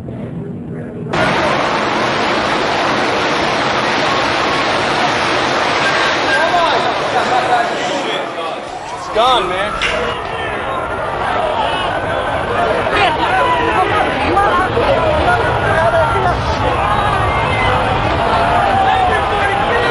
Back live, we have had little relief here. Take a look at this. About an hour ago, World Trade Center building number 7 collapsed. A 42-story building. No word of any casualties in the building. It was the one calamity that was... And remember, in controlled demolition, the word that is used is pulling the building. So when they pull the building falls or crumbles down to the ground. I want to show you a video of the owner of these twin towers and the building number 7, Larry Silverstein. Weeks before the attacks, he went to secure insurance for the buildings. And they say there was a fire. Just look at the fire that they say was there that caused this building, the building number 7, to collapse. Look at if that's a huge fire or small fire. And remember, we said in controlled demolition, they use the term pulling the building. And also listen to what he says. I remember getting a call from the fire department commander telling me that they were not sure they were going to be able to contain the fire. I said, we've had such terrible loss of life. Maybe the smartest thing to do is pull it. And they made that decision to pull, and then we watched the building collapse. Did you hear that? We had such terrible loss of life, and they made the decision to pull the building, and we watched it collapse. Very, very strange. So after these buildings collapsed, he went to get his money for the insurance he placed, and therefore made millions and millions, and said, oh, because of building number 7 also collapsed. We have seen how terrorism will be used to make people accept a new world order. Right now, the world is facing a crisis, the coronavirus. Just look at this website by the World Health Organization. This data is collected globally as of 5:03 p.m. 26th December 2020. There have been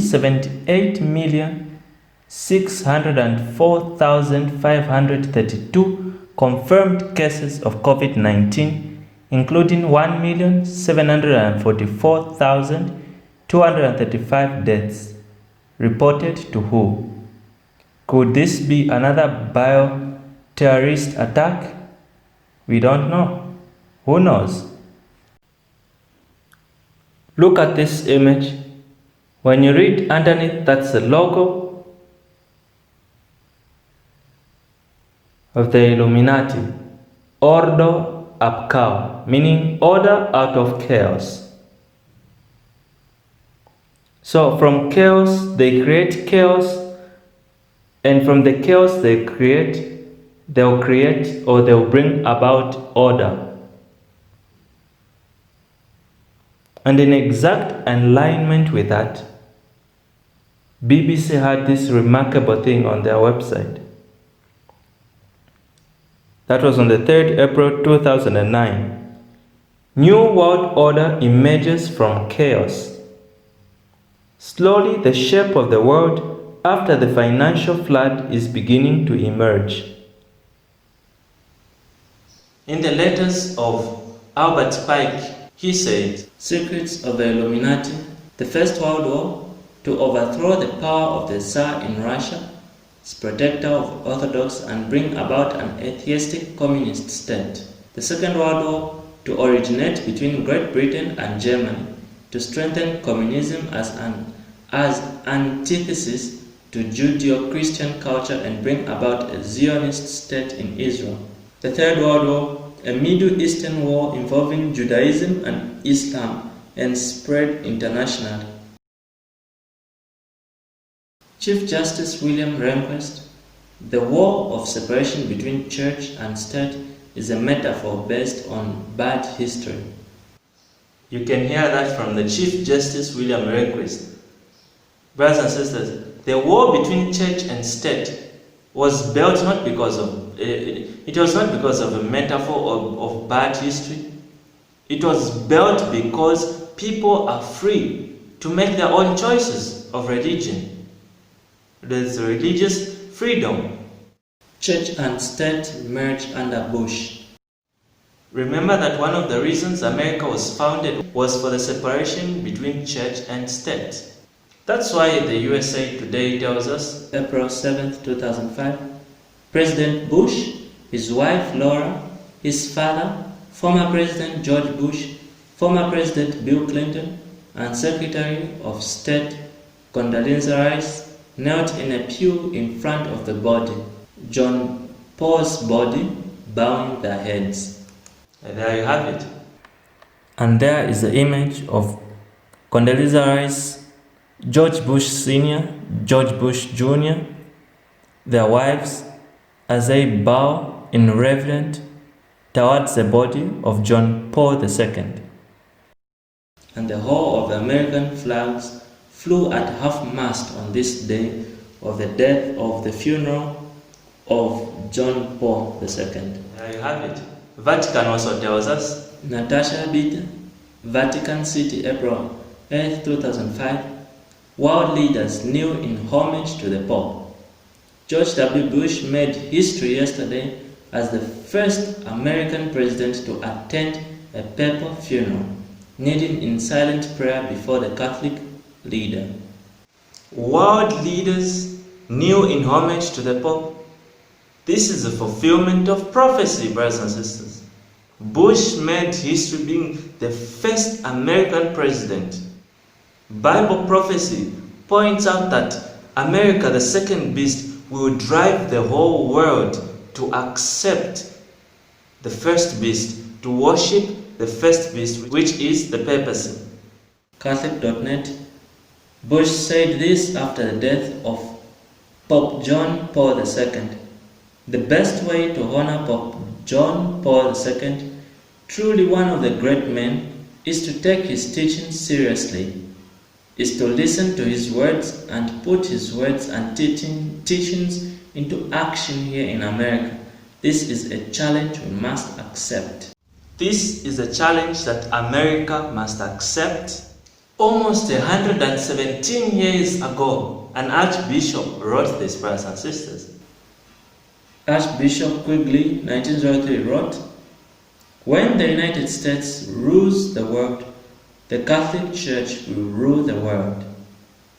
It's amazing to see how Bible prophecy points that America, the second beast, will make people, we will drive the whole world to accepting the first beast, the papacy. So the question is, why is this important? America's role is to drive mankind to worship and to accept the papacy, brothers and sisters. And those who refuse will be killed. Revelation chapter 13, verse 11 to 15, through to 15.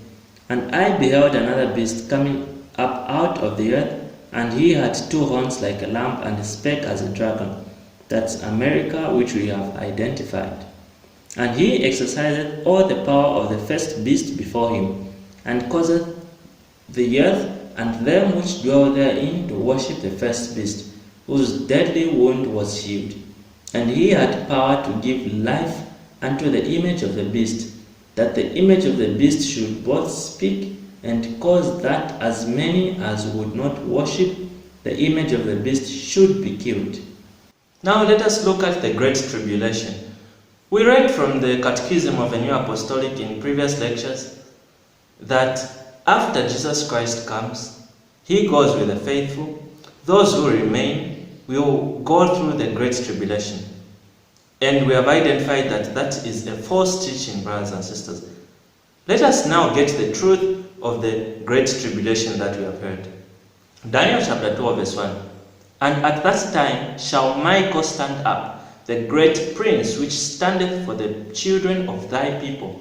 And there shall be a time of trouble, such as never was, since there was a nation even to that same time.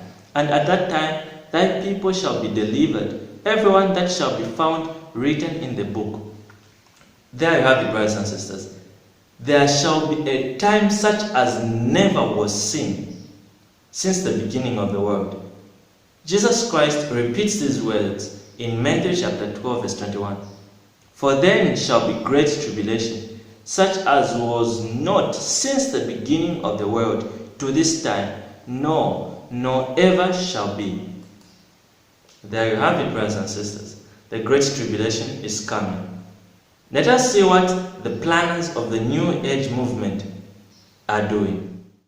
World Goodwill Letter, 1993, number 4.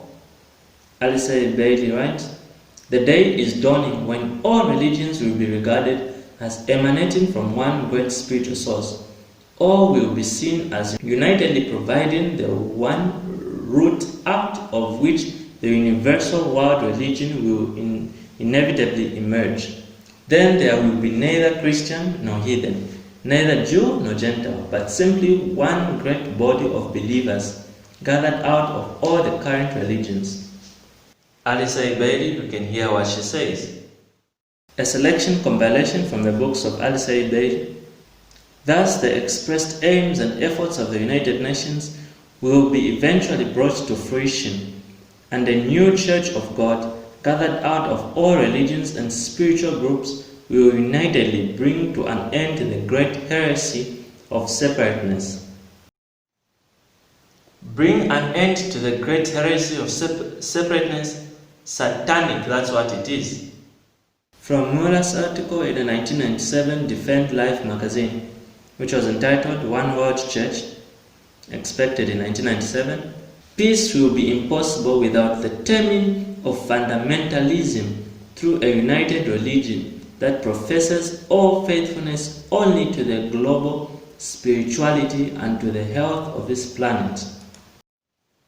These fundamentalists, these people who choose to stand on the Bible and the Bible alone, brothers and sisters, these are the people that will be dealt with in the Great Tribulation. Muller continues, "New Genesis shaping a global spirituality." Robert Mueller writes, "The world's major religions must speed up dramatically their ecumenical movement and recognize the unity of their objectives in the diversity of their cults. My religion, right or wrong, and my nation, right or wrong, must be abandoned forever in the planetary age." exposing the New Age. A former New Ager, Randall Bear, states that those who refuse the mark of the beast will be targeted for extermination in what would euphemistically be called re-education centers of love and relocation, that is, death camps in disguise. These camps that will be set up, there we find or we see concentration camps in the USA. People go around and they check and they see that these concentration camps are heavily guarded, and they are not just in the United States, they are everywhere. They are throughout the world, placed in strategic locations, heavily guarded, empty but guarded, waiting for people and for the right time to come. We have seen images of the concentration camps in various parts of the USA. Here is a video confirming that these concentration camps, they really exist. Refugee advocates have savaged Australia's giant new offshore detention centre, calling it over the top and a waste of taxpayers' money. Despite claiming a more humane asylum seeker policy, the Rudd government says it still plans to use the $400 million Christmas Island facility. Is this state-of-the-art for dealing with asylum seekers, or an inhumane, scandalous waste of $400 million? The centre is totally over the top. The security is extraordinarily harsh. Last week, the Rudd government took Amnesty's Graham Thom and other leading refugee advocates on the 5-hour flight from Perth to Christmas Island to inspect our new immigration detention facility. They've now written to the minister calling the centre extremely harsh and stark, the centrepiece of a policy that is unfair and potentially harmful. This is the environment that drives people to eventually go on hunger strikes, to sew their lips together, to jump off buildings. It was built by the previous Howard government. The Rudd government says children will not be put in the new centre, but others might be. It says the facility is needed as a deterrent. We will see more boat people. There are people looking for refuge all around the world. In fact, refugee advocates expect the Christmas Island facility will only be used occasionally, if at all. Even idle, it will cost taxpayers $9 million a year just maintaining it. $400 million white elephant that they're not going to use because it is just too hard. They're just seated idle, waiting for people. Meanwhile, they are heavily guarded and they are being maintained.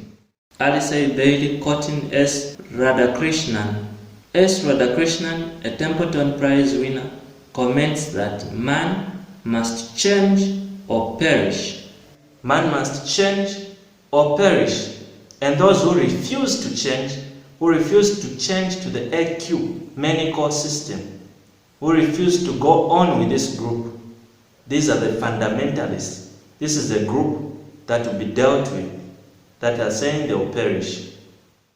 A new inquisition, the Omega letter, December 1989, simply stated, Adler argues that we will not be able to attain world peace until we attain cultural unity. But Adler argues that there is only one obstacle to this unity, Christianity. Adler's point is simple. Christianity claims supernatural knowledge and divine revelation that is divisive and not open to rational debate, should not be tolerated. Rational debate should not be tolerated. Something is coming, brothers and sisters. It's coming. The Great Tribulation is coming. The problems of humanity. The Christian churches, writes Rothschild in Reality and Illusion, must also kill out all separateness and learn to cooperate with all the other faiths, whose scriptures are of equal value and beauty as the New Testament. Texelmans quoting Christopher Hett in The Mystery Mark of the New Age. Dr. Christopher Hett refers to Christian fundamentalists as the shadow emerging in society. He predicted, however, that the fundamentalists' forces will be overcome. There will be a changing of the guards. Hart went on to reveal just how this changing of the guards will take place. I see, he stressed, that the earth will that the earth still requires some blood before it is ready to move into new and different areas. I see the new age required a lot of blood, disruption, chaos, and pain for a mass change to occur. A lot of blood is required. Something is coming, brothers and sisters. Imagine even predicting how many people must be killed or should die. Here is what Ted Turner says. Ted Turner, chairman of the Betty World Society, called Christians bozos and losers. He also said a total world population of 250 to 300 million people, a 95% decline from present levels would be ideal. John Rudolph Price, quoted by Texa Mars in Dark Secrets of the New Age. Although John Rudolph Price, author of The Super Beings, plainly identifies Christians with this statement, there are some groups who continue to cling to the absurd idea that man is a miserable sinner and worm of the dust. He also notifies us that 2.5 billion people will be killed. New Ager and humanist John Dunphy refers to Christianity as a rotten corpse. Christianity as a rotten corpse? He also says 2.5 billion people will be killed. So in the Albert County in Georgia, there is an interesting feature that is put there, interesting site that is put there. And as you can see, these are the Georgia Guidestones. These Georgia stones have been placed in Albert County in Georgia. Let us just get a brief introduction of what these Georgia stones are. Let's read from Wikipedia. The Georgia Guidestones is a granite monument erected in 1980 in Albert County, Georgia, in the United States. A set of 10 guidelines is inscribed on the structure in 8 modern languages, and a shorter message is inscribed at the top of the structure in 4 ancient language scripts. Now, Wikipedia tells us that 10 guidelines have been written. I have a question for you. What 10 guidelines were written in stone in the Bible? What are they? Those are the 10 commandments. God has given us 10 commandments that have been written in stone. He has given us 10 guidelines. Now in Georgia, 10 guidelines have been written on the Georgia Guidestones. Well, this is a replacement of the 10 commandments, brothers and sisters. Let us now read what these 10 guidelines are. Number 1, maintain humanity under 500 million in perpetual balance with nature. Number 2, guide reproduction wisely, improving fitness and diversity. Number 3, unite humanity with a living new language. Number 4, rule passion, faith, tradition, and all things with tempered reason. Number 5, protect people and nations with fair laws and just courts.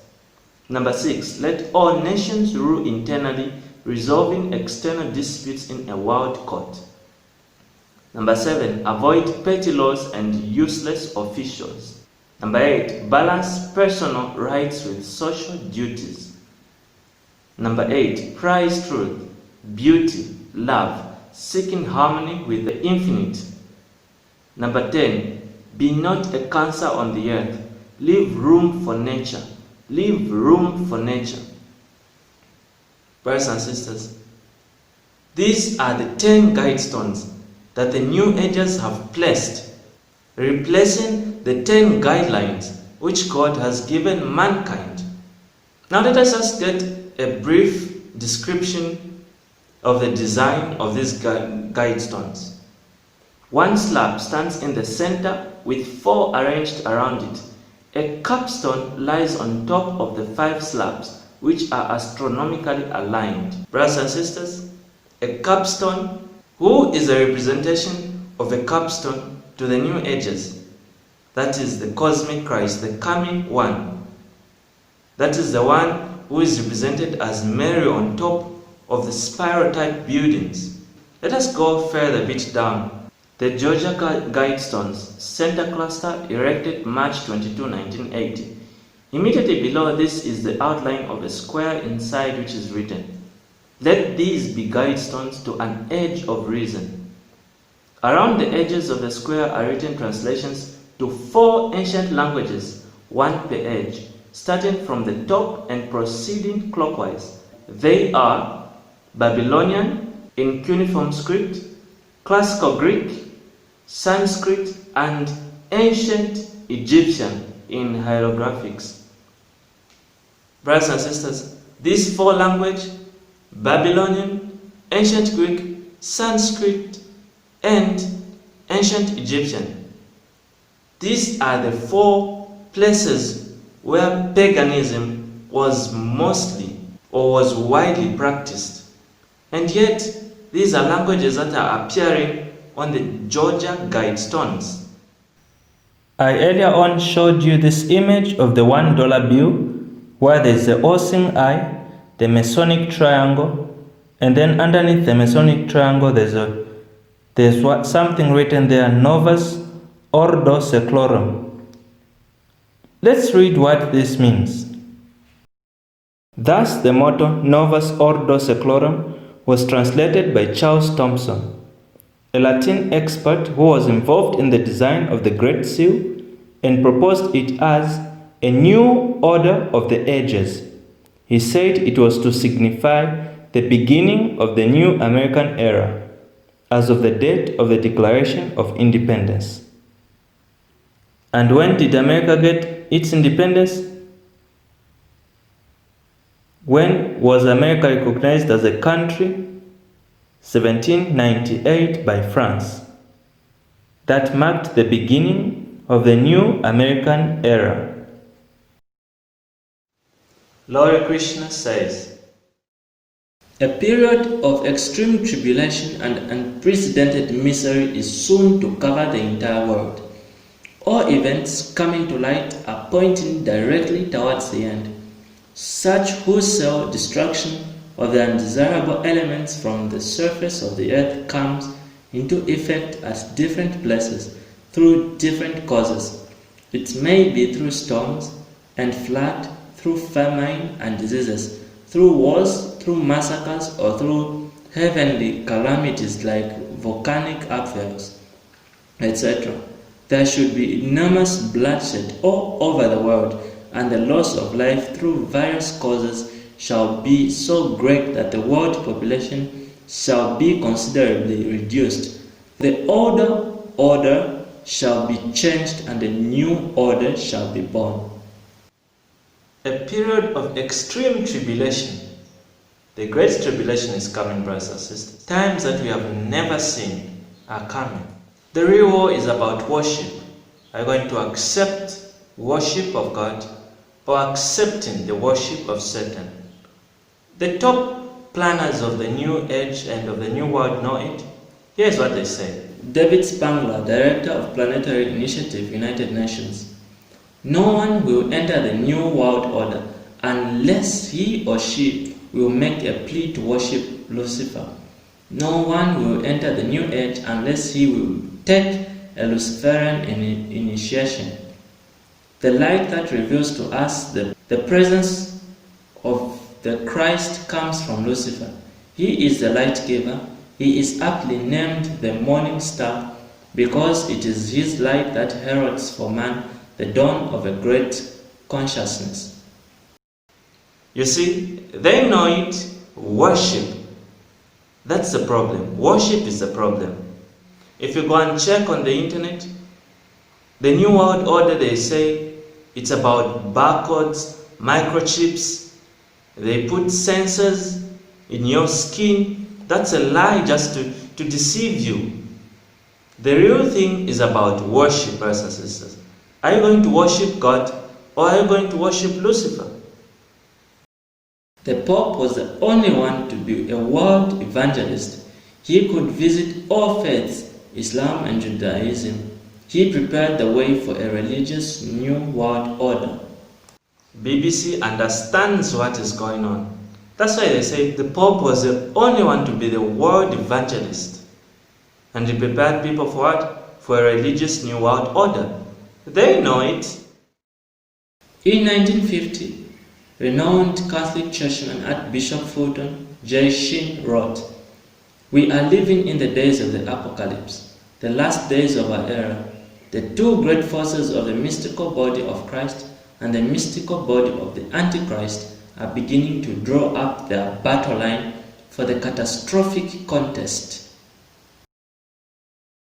Malachi Martin has already stated in his book, The Keys of This Blood, that the Pope will not tolerate any belief systems that oppose his, not on a civil or church level. In John Paul II, the world will behold a tyrant who will coldly execute direct orders against those whom he deems are heretics or immoral.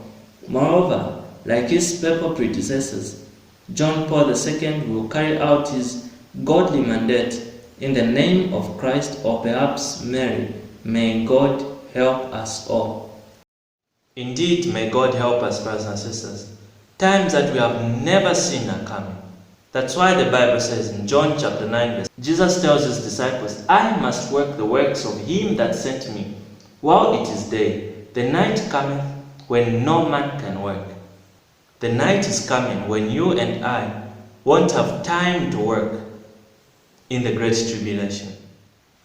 Now in Congress, as they are reading something, I want to play you a video of what the planners of the New World Order are doing. And just listen to what the person who's reading, how he reacts when he reads something.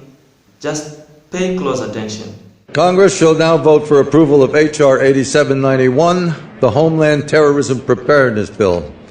Said bill requests emergency response funding up to and including, this section is classified, dollars to prepare for a national level terrorist attack and or attack from classified. Funding for first responder personnel and vehicles would be doubled if said attack leads to more than 80% of national population being affected by classified. This funding shall commence in conjunction with the first attack on classified, or the first large-scale outbreak of classified, dependent upon which comes first.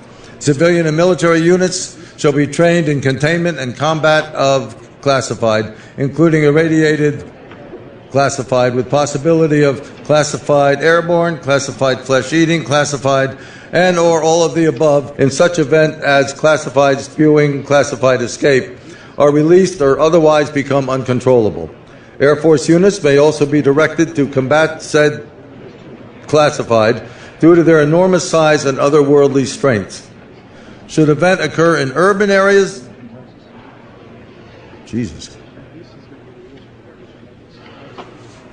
that's classified, far surpassing our darkest nightmares. Should casualties exceed classified, body disposal actions shall be halted and associated resources shall be reallocated to classified underground, classified protected birthing centers. A new Bill of Rights shall be drafted and approved by classified. Having now reviewed the bill, I ask you to please cast your votes. Jesus continues in John chapter 16, verse 1, 2 through to 4. These things have I spoken unto you, that ye should not be offended. They shall put you out of the synagogues. Yea, the time cometh that whosoever killeth you will think that he doeth God's service. And these things they will do unto you, because they have not known the Father nor me. But these things which I have told you, that when the time shall come, ye may remember that I told you of them. And these things I said unto you at the beginning, because I was with you. Imagine the confusion that will be in the last days, when men will think they are doing God a service by killing others. Brothers and sisters, the time is coming. Soon it will arrive. That's why Apostle Paul in his letter 2 Timothy chapter 3 verse 12 tells us, "Yea, and all that will live godly in Christ Jesus shall suffer persecution." If you decide to stand on the Bible alone, you shall suffer persecution. This time is coming, brothers and sisters. When I read this text from Hebrews, it's like I'm reading a history book. And yet, it happened, and the Bible says, a time that we have never seen is coming. More than this is coming. Hebrews chapter 11 verse 35 to 38. Women received their dead raised to life again, and others were tortured, not accepting deliverance, that they might obtain a better resurrection. And others had trial of cruel mockings and scourgings, yea, moreover of bonds and imprisonment. They were stoned, they were sawn asunder, they were tempted, were slain with the sword. They wandered about in sheepskins and goatskins, being destitute, afflicted, tormented, of whom the world was not worthy. They wandered in deserts and in mountains, and in dens and caves of the earth. And this is an example, a depiction of these images that we have been seeing over and over, how people were put on stake, were rode or on wheels, rolling wheels, were killed in flames, were thrown off cliffs. And yet the Bible says more than this is coming. We have to prepare for this time, brothers and sisters. I want to play you videos of American presidents that are pushing and calling for the New World Order. Right from the previous president. There is no longer a clear division between what is foreign and what is domestic. Clinton, the world economy, the world environment, the world AIDS crisis, the world arms race, they affect us all. Today, as an old order passes, the new world is more free but less stable. Communism's collapse has called forth old animosities and new dangers. Clearly, America must continue to lead the world we did so much to make. While America rebuilds at home, we will not shrink from the challenges nor fail to seize the opportunities of this. George Bush has talked time and time again about a new world order. And this is the best chance to begin to establish the new world order. What is at stake is more than one small country. It is a big idea, a new world order. Out of these troubled times, our fifth objective, a new world order, can emerge. Now we can see a new world coming into view. A world in which there is the very real prospect of a new world. The U.S. presidential motorcade arrives at the United Nations, passing the ever-present groups of demonstrators assembled on the other side of the road. A sense of anticipation in what the about General the next Assembly American chamber, president, Joe Biden? and a warm reception for Barack Obama as We he shall walks hear to the what podium. he will say when he gets His into wife office. seated among the heads of state and dignitaries. The time has come for the world to move in a new direction. We must embrace a new era of engagement based on mutual interest and mutual respect, and our work must begin now. And the president outlined his vision of a new world order in which the U.S. would participate fully, one rooted on four basic principles.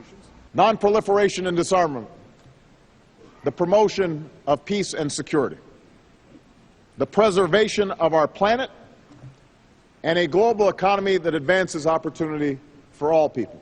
And CNBC tells us Trump is laying groundwork for a new world order built around the US, China, and Russia.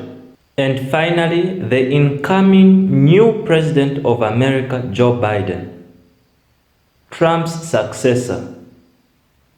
Here is what Joe Biden said while he was under Barack Obama's administration as a vice president. The affirmative task we have now is to actually create a new world order.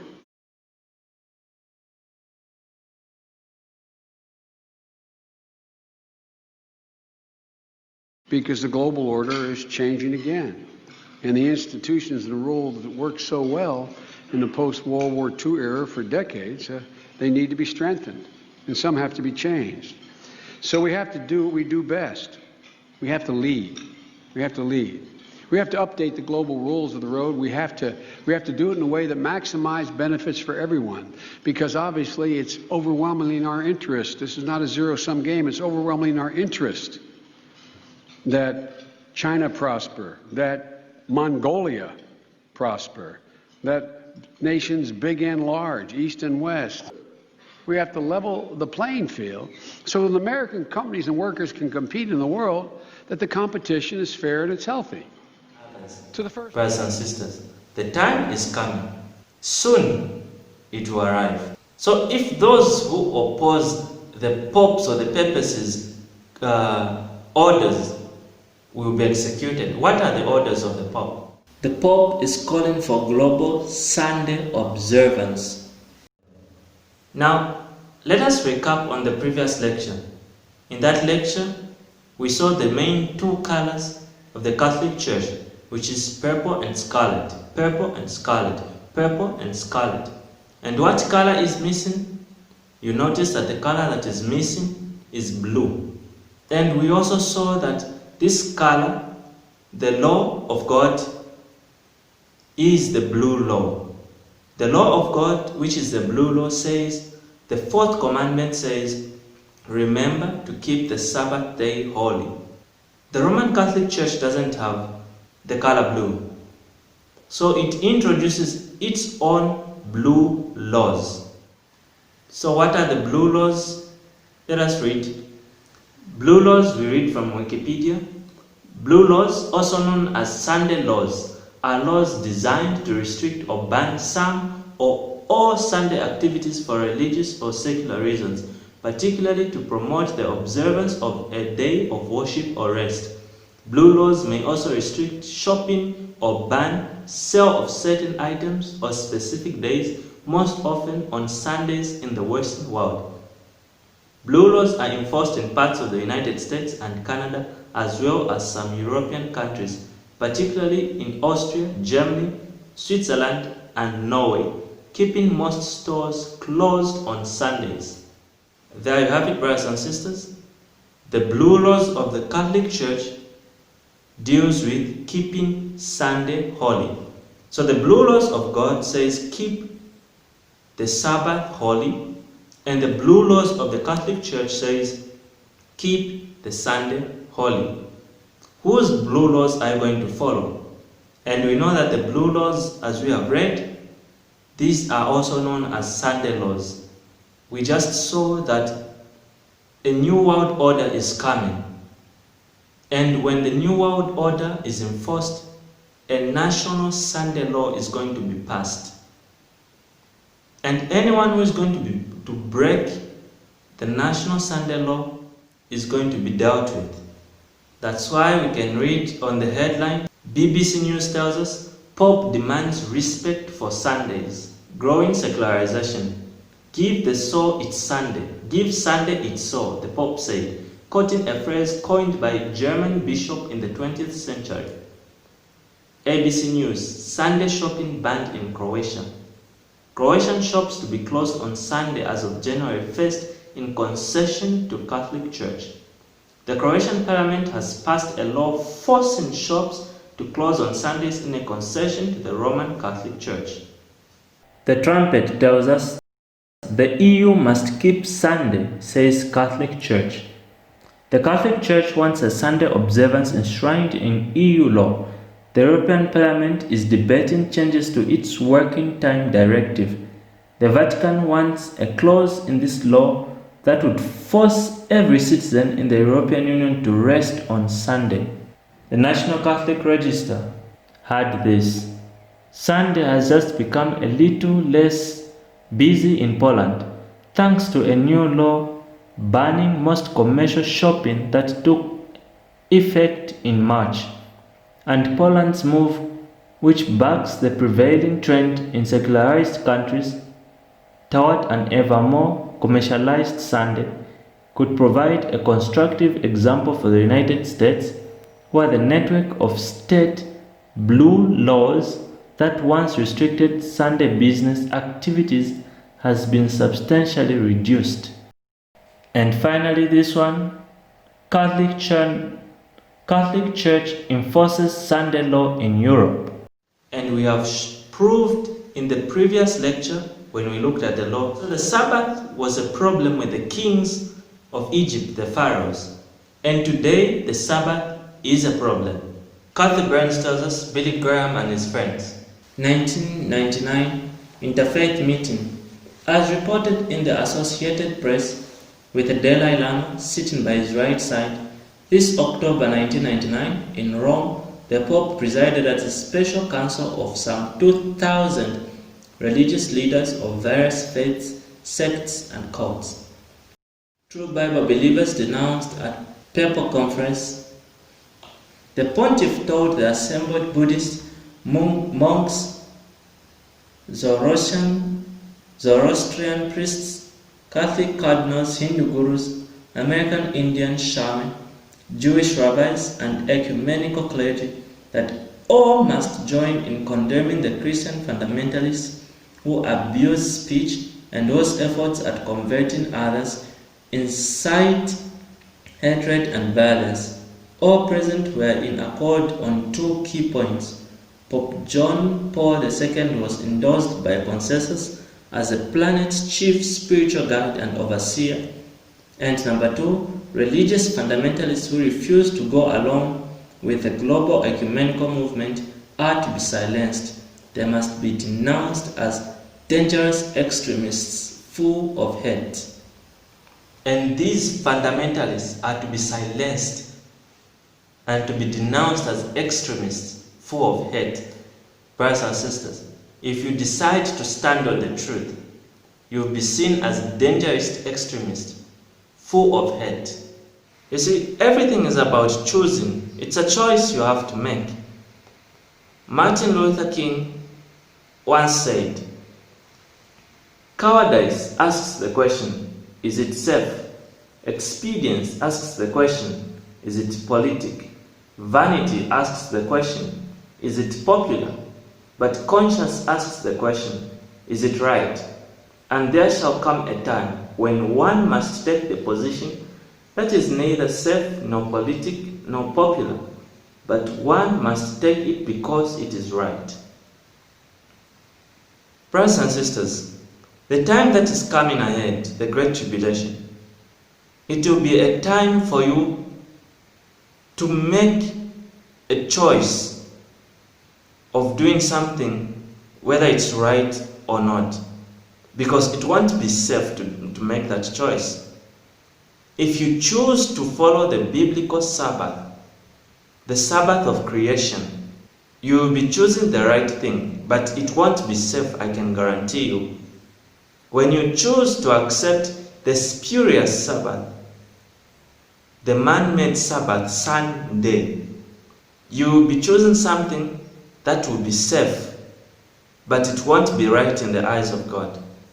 And when that time comes, as Martin Luther said, you have to choose because of a conscience. Conscience asks, is it right or is it wrong? Not because it's safe, not because it's politic, or not because it's popular. For your own. And the Pope himself calls for a new world order. Imagine on Christmas Day, 2005, December 25. This was a message, a call for a new world order. Benedict XVI's Christmas message, 2005. Men and women of today, humanity come of age, yet often still so frail in mind and will.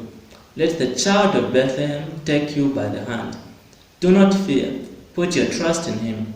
The life-giving power of his light is an incentive for building a new world order based on just ethical and economic relationships.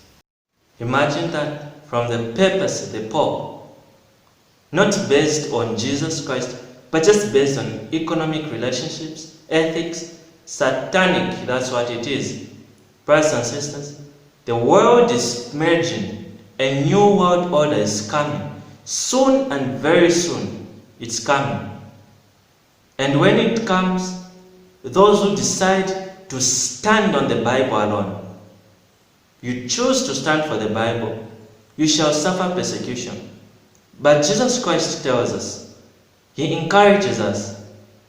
Revelation chapter 2 verse 10. Fear none of those things which thou shalt suffer. Behold, the devil shall cast some of you into prison, that ye may be tried, and ye shall have tribulation 10 days. Be thou faithful unto death, and I will give thee a crown of life. Brothers and sisters, we only need to be faithful until death. And Jesus Christ tells us that he shall give us the crown of life. Thank you.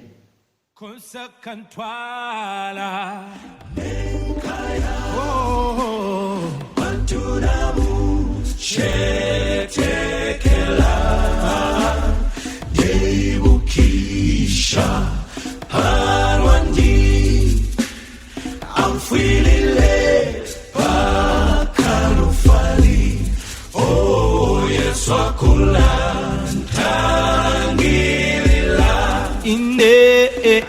akasuba no bushiku chiwo sawandi wachinde I'm feeling late pakalufali funde temwe funde